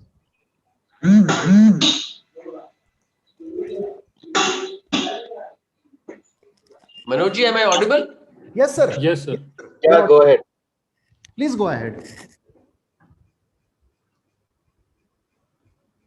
Manojji, am I audible? Yes, sir. Yes. Because you're audible. Yes, you're audible. Can you hear me, Manojji? Yes, sir. Yeah, Yes, I can. I can hear you. Yes, Manojji, I can hear you now. Can you hear me? Yes, sir. Yes. Yes, sorry. So I was talking of how to really see failures, because for every one success, you'll need to address 99 failures. And a classic, I always am reminded of a quote of one of the greatest sportsmen ever, Michael Jordan. And he has always famously quoted that, the basketball player, that I've missed more than 9,000 shots in my career. I've lost more than 300 games. 26 times I've been trusted to take the game-winning shot and I missed. I failed. I failed over and over again. And because I fail over and over again, I succeed. So it's essentially how the ecosystem is going to address failures. I've always, sort of looked at a little apprehension on how we are taking this Atmanirbhar Bharat mission. The government everybody has been talking about the success of PP kits being indigenously made. I think, it's a false path that we're talking on that is so small for a country like India. If we have to only shout on one thing, it's something we really need to take a look on. Making 5 lakh PPE kits is about not even 10 crores of economy in a day, which in a country like India, which is targeting 5 trillion economy in another 3 years, is nothing. In fact, the whole focus ought to be on how you address failure and find a solution for the same. I'll take on the 3 and 4 principles on what we need to understand to deconstruct IP with IPR, and then also addressing the monopoly situations. 3 principles which the world has now seen and accepted. And let me talk of those 3 before I come back on how India can really work on that. One is, if you've heard of the multiple discovery principle, and the concept is very simple, that across ages and across things, they have always found that it's also known as a simultaneous invention things. And it's the hypothesis that scientific sort of discoveries and inventions are made independently and more or less simultaneously by multiple people. Again, Edison was a classic example. The light bulb. Now, of course, 2 people are credited with a sort of the debate was always on that who reached first, but who claimed first is one thing. But very classic examples are the evolution of species theory, where Darwin and Wallace, we mostly talk of Charles Darwin because he was the one who addressed the world first, but it was acknowledged by both, both Darwin and Charles came up with the theories together. Or the calculus, most of us are taught that it was Isaac Newton who invented or sort of made sort of defined calculus of how we read in math. But at that time, it was a controversy. But today, it is completely accepted that it was both Newton and Leibniz sort of arrived at and sort of invented calculus almost at the same time.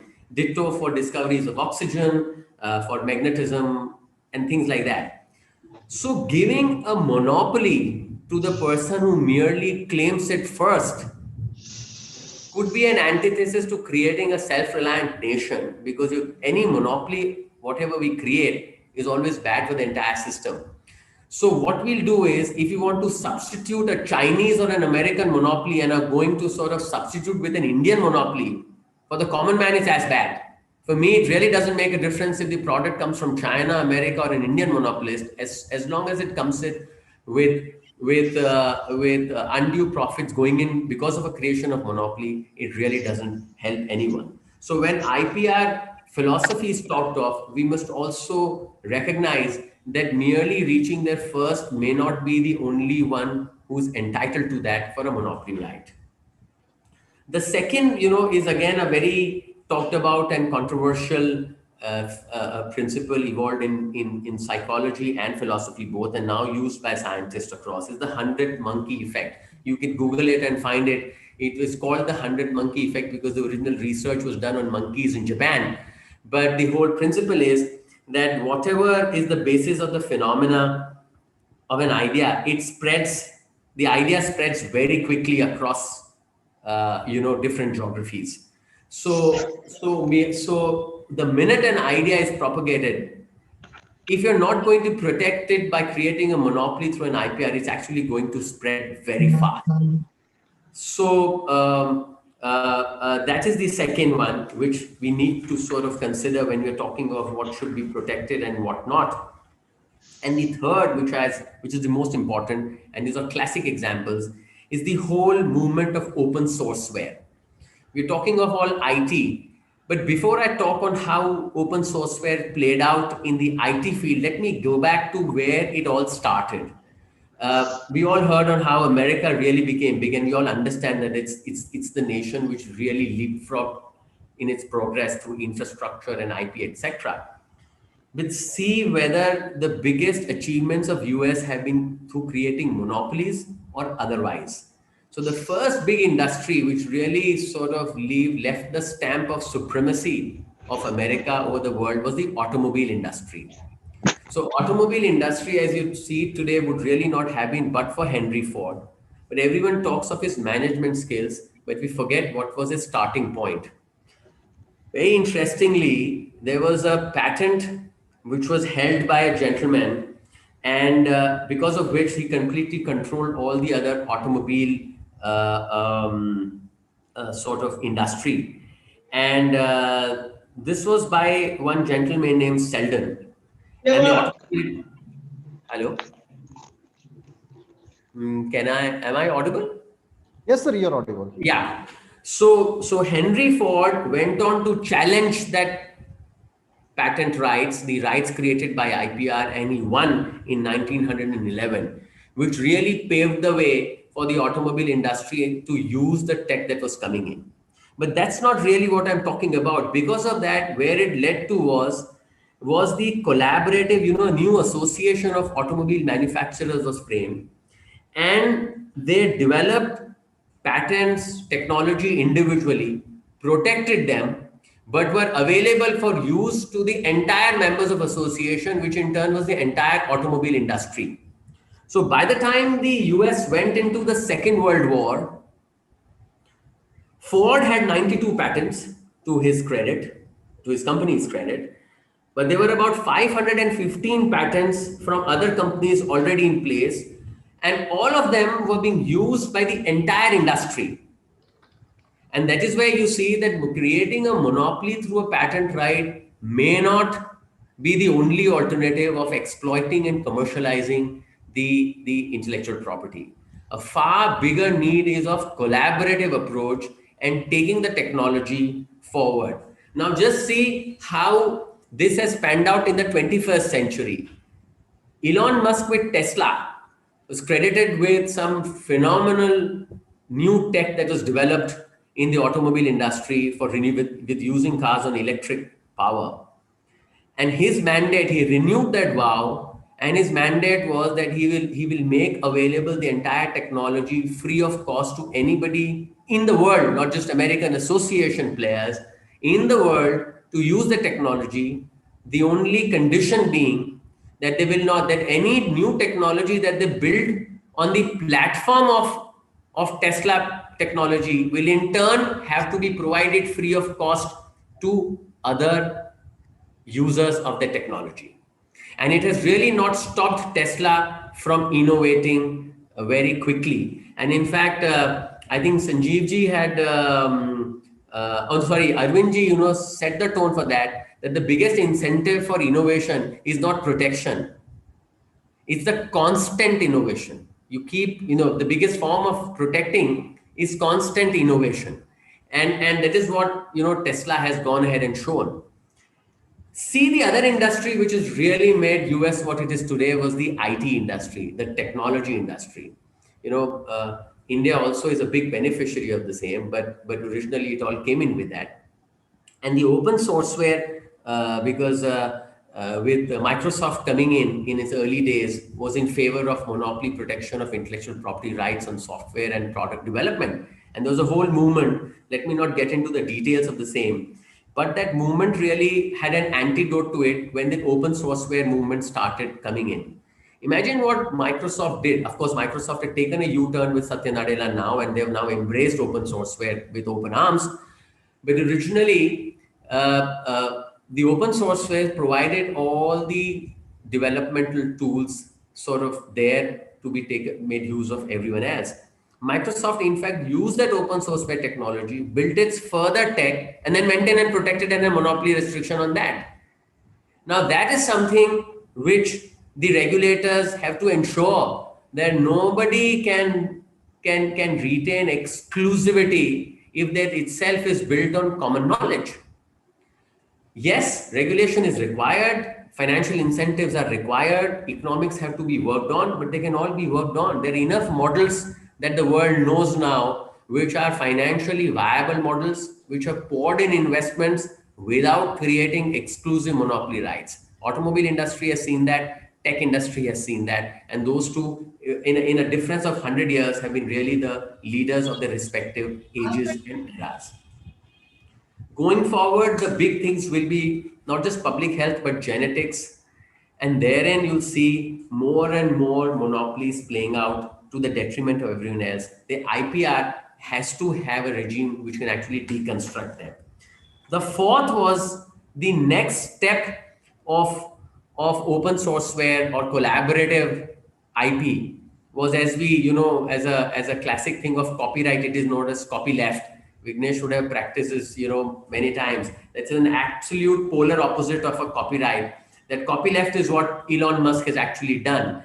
Now they found a legal mechanism, because what Microsoft sort of used a loophole to create a monopoly out of a publicly available technology that really ends up being plugged with copyleft, where your legal documents ensure that the free status of the technology and anything which is built on that technology will continue forever or for times to come.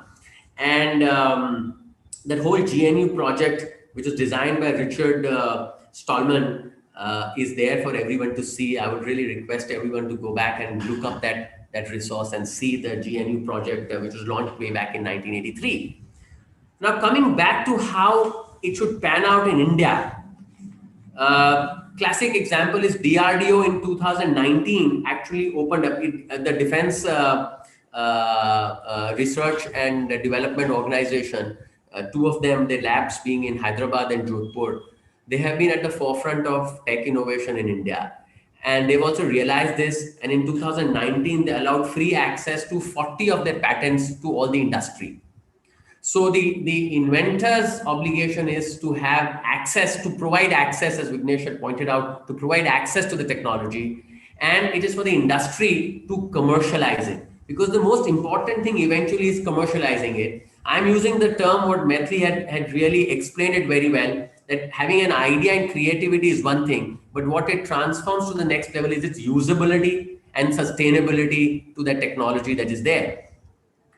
And I'm actually only trying to point out what Metri had said, that most of the concepts that we constantly talk of are half truths or partial truths.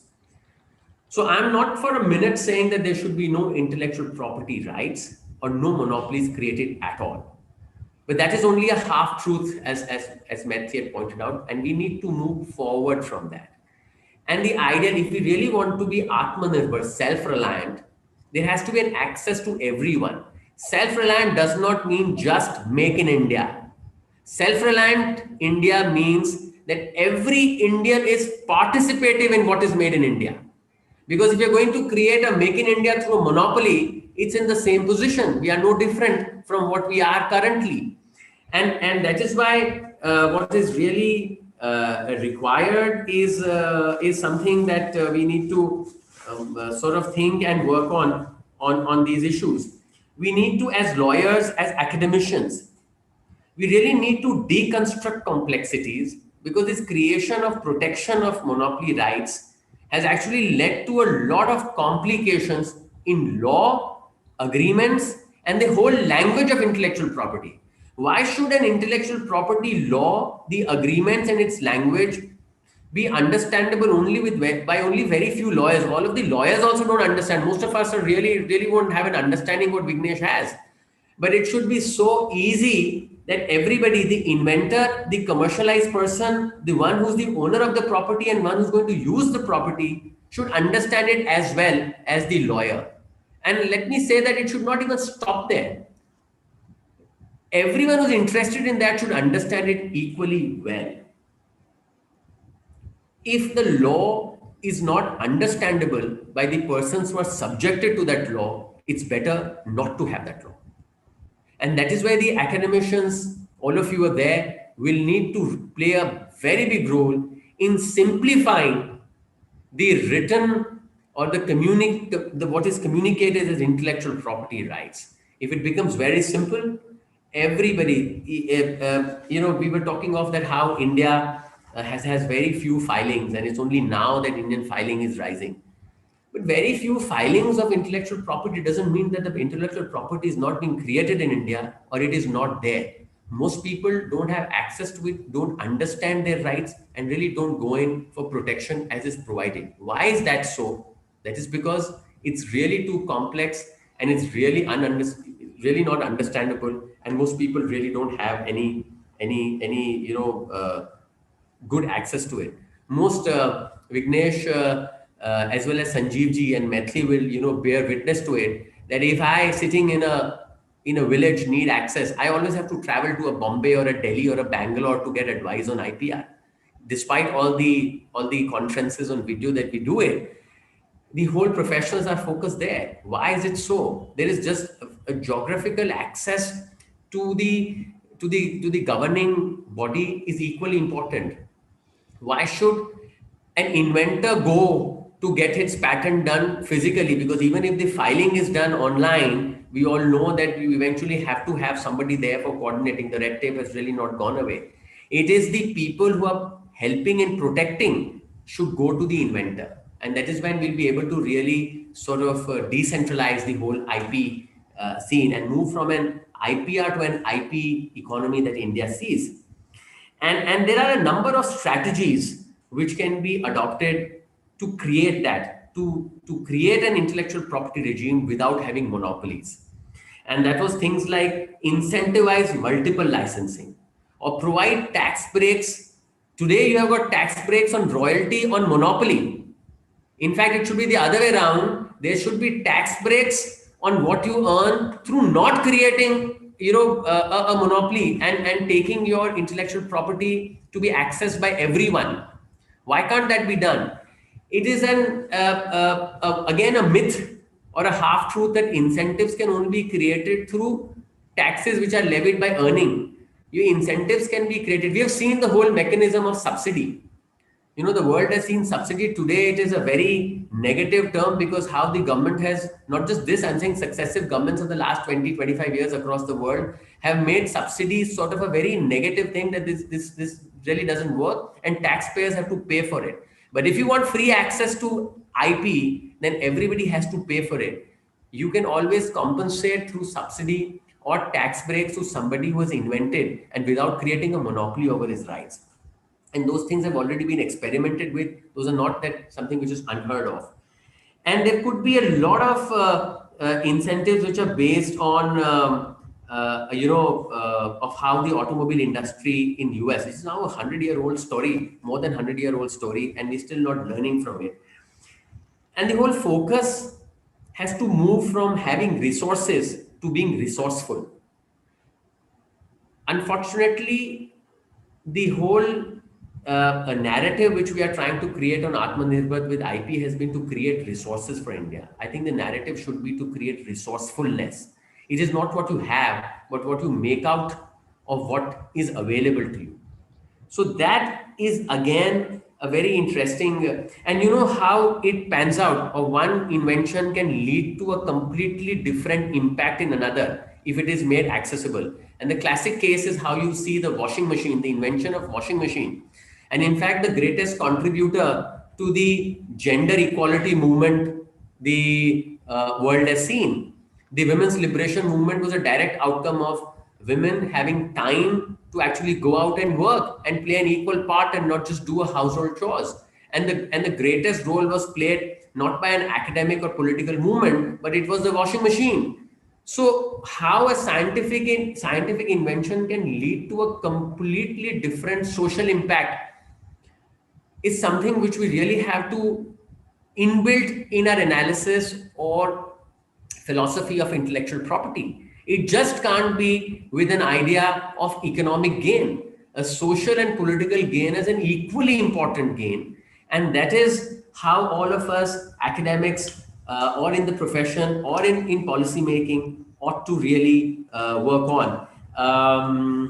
I can actually go on and on, but I think we are running out of time. So if there are any questions, you can ask me. If there is more time, Arvindji, you can let me know.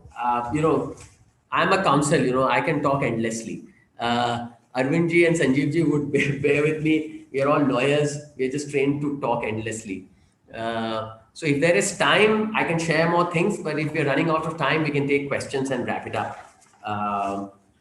Okay. Actually, we are running out of time, sir. So if there are any questions to be asked to Baliyasar, sir, you are welcome. Any questions?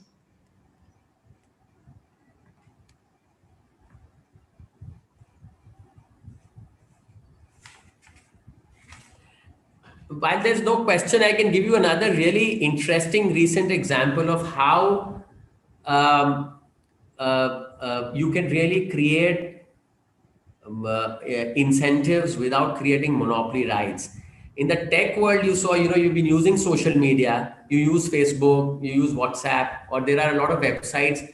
What they do is, a news is reported and then they sort of propagate it. And I'm not talking of false truth or truth. I'm just saying a news that is propagated.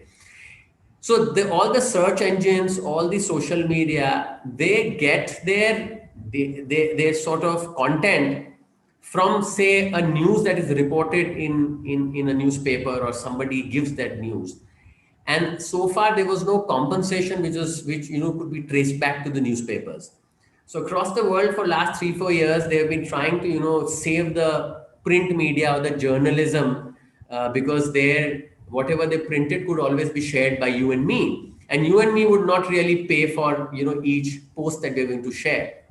But because we share so much, the platforms which host that, it could be classically, Facebook or a Twitter or a WhatsApp, because we share these things so much, they get their valuation and revenue based on these shares because they get eyeballs for it, and they do not end up paying anything for the content. Finally, I think in 2019, Germany has passed that law. It's still in its infancy, and they only sort of did the initial work, that all of these platforms, the social media platforms, will have to start paying, sharing the revenue to the originator of that piece that is being shared.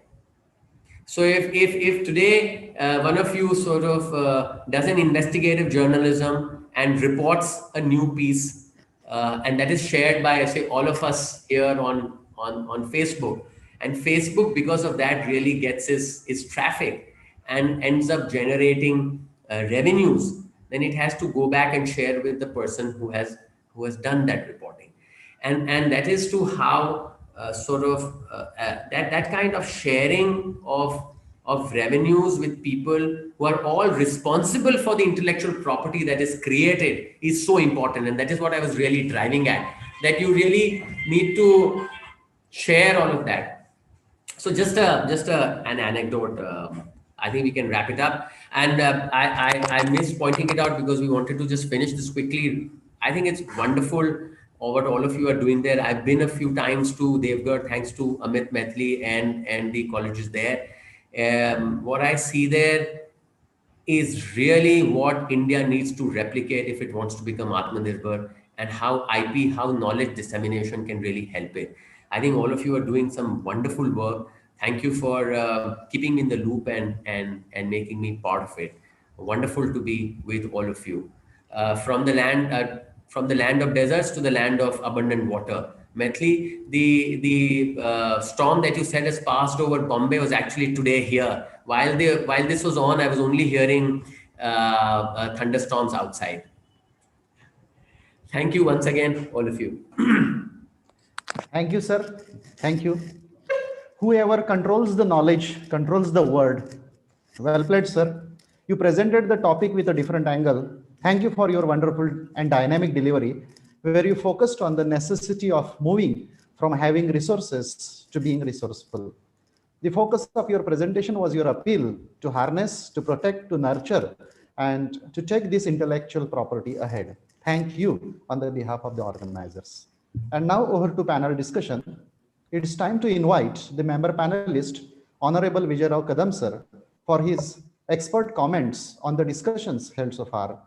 But before that, let me take this opportunity to introduce him for the live attendees. Like our CDC president, Shri Vijay Rao Kadam is also an active member of my parent institution, Sri Mudhai Devi Shikshan Sanstha, in the capacity of Director Board of Trustees. He did his BS in Mechanical Engineering from the University of Pune and started his career as a senior project associate with Universal Pick and Place machine.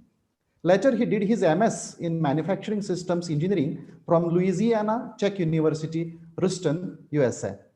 Now he is holding a corporate experience of some 25 years, which he began as an automation engineer at Millennium Automation, Fremont, California, senior automation engineer at ILS Technology, San Jones, California, and later joined Cypress Semiconductor, Bloomington, Minnesota, USA, where he secured different positions such as IT engineer, senior IT engineer, IT manager, and senior IT manager for factory automation.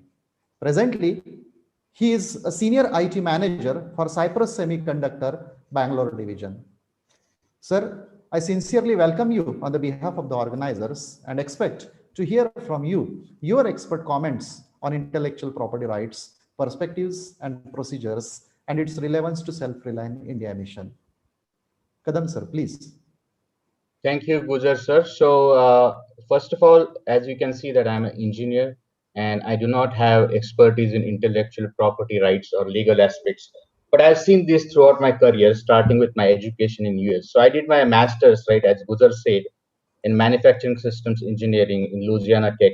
And during my master's, I did research for Dr. Craig Frederick. He was my advisor. And Dr. Frederick had several patents in his name. And I did research for him. He paid for my tuition expenses. And basically, I worked on micro manufacturing research for him. And the way it worked is the industry, basically the AMD, Advanced Micro Devices. I don't know if many of you may know it.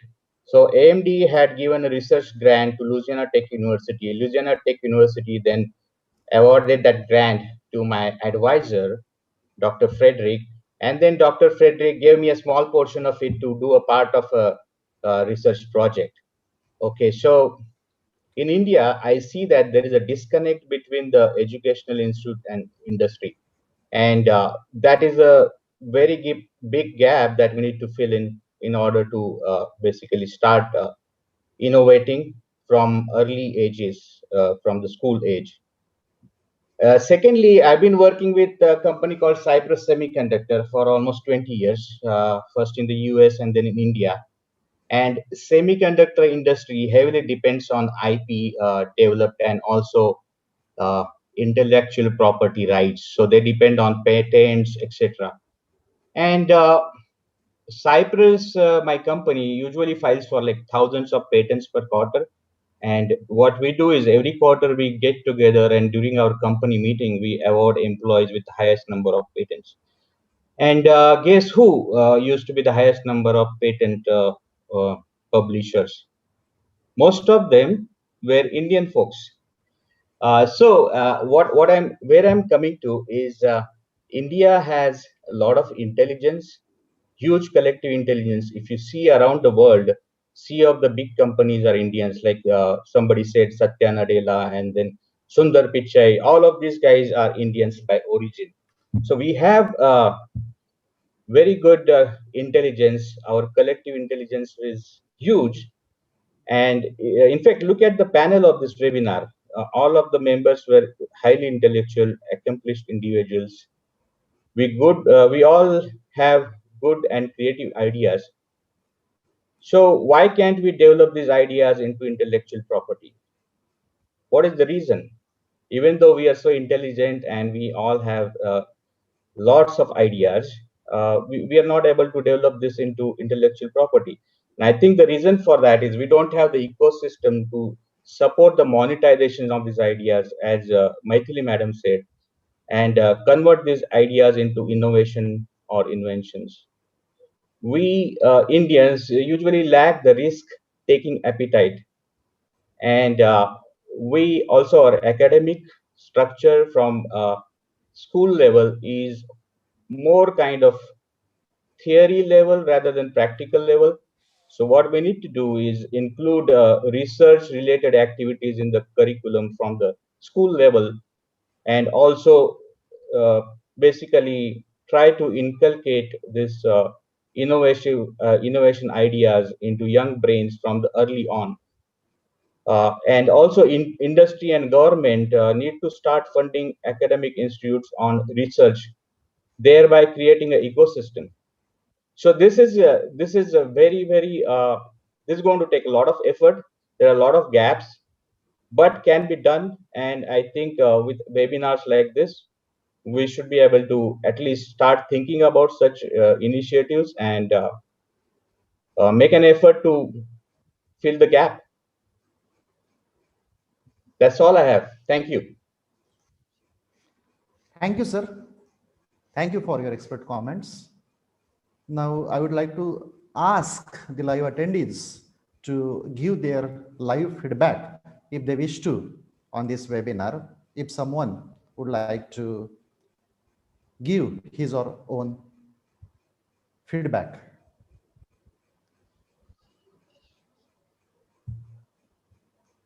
Anybody from the attendees, participants, to give his or her live feedback? Okay, thank you very much. Now it's time to conclude this intellectual feast on IPR, and it's time to propose vote of thanks. And I feel it is my humble duty to thank you all for registering, participating, and being with us. I especially thank the keynote speaker today, Advocate Sanjeev Kadam sir, the three distinguished resource persons, especially Maithili madam, Advocate Vignesh sir, and Dr. Vikas sir for their learned, authoritative, and experienced presentations. I'm also really thankful to all participants for being with us for last 2 most valuable hours and delivering and participating in this expertise inside and outside Maharashtra. My special thanks to the panelists today, Sri Vijayarao Kadam sir, and extra special thanks to Sri Arvind Kadam sir and my principal, Dr. Bharat Bhosle sir, whose genuine and selfless efforts helped me organize and manage this webinar and take it towards an achievable effort. Moreover, I take it as my humble duty to thank all Zoom attendees, YouTube attendees, and the members of the IQACs and organizing committee of my college, and of course, Team PSK CD and all the well-wishers of Professor Sambhajirao Kadam College, Devur, for their kind participation, support, and well-wishes. Thank you all. And now let me request our technical team to end the Zoom live platform and live YouTube streaming. Thank you once again. There is a notice to the attendees. Please don't forget to fill in the feedback form shared on the WhatsApp group and the chat box here. The feedback link will remain open for a limited period of time only. So thank you all. Thank you for being with us. Thank you.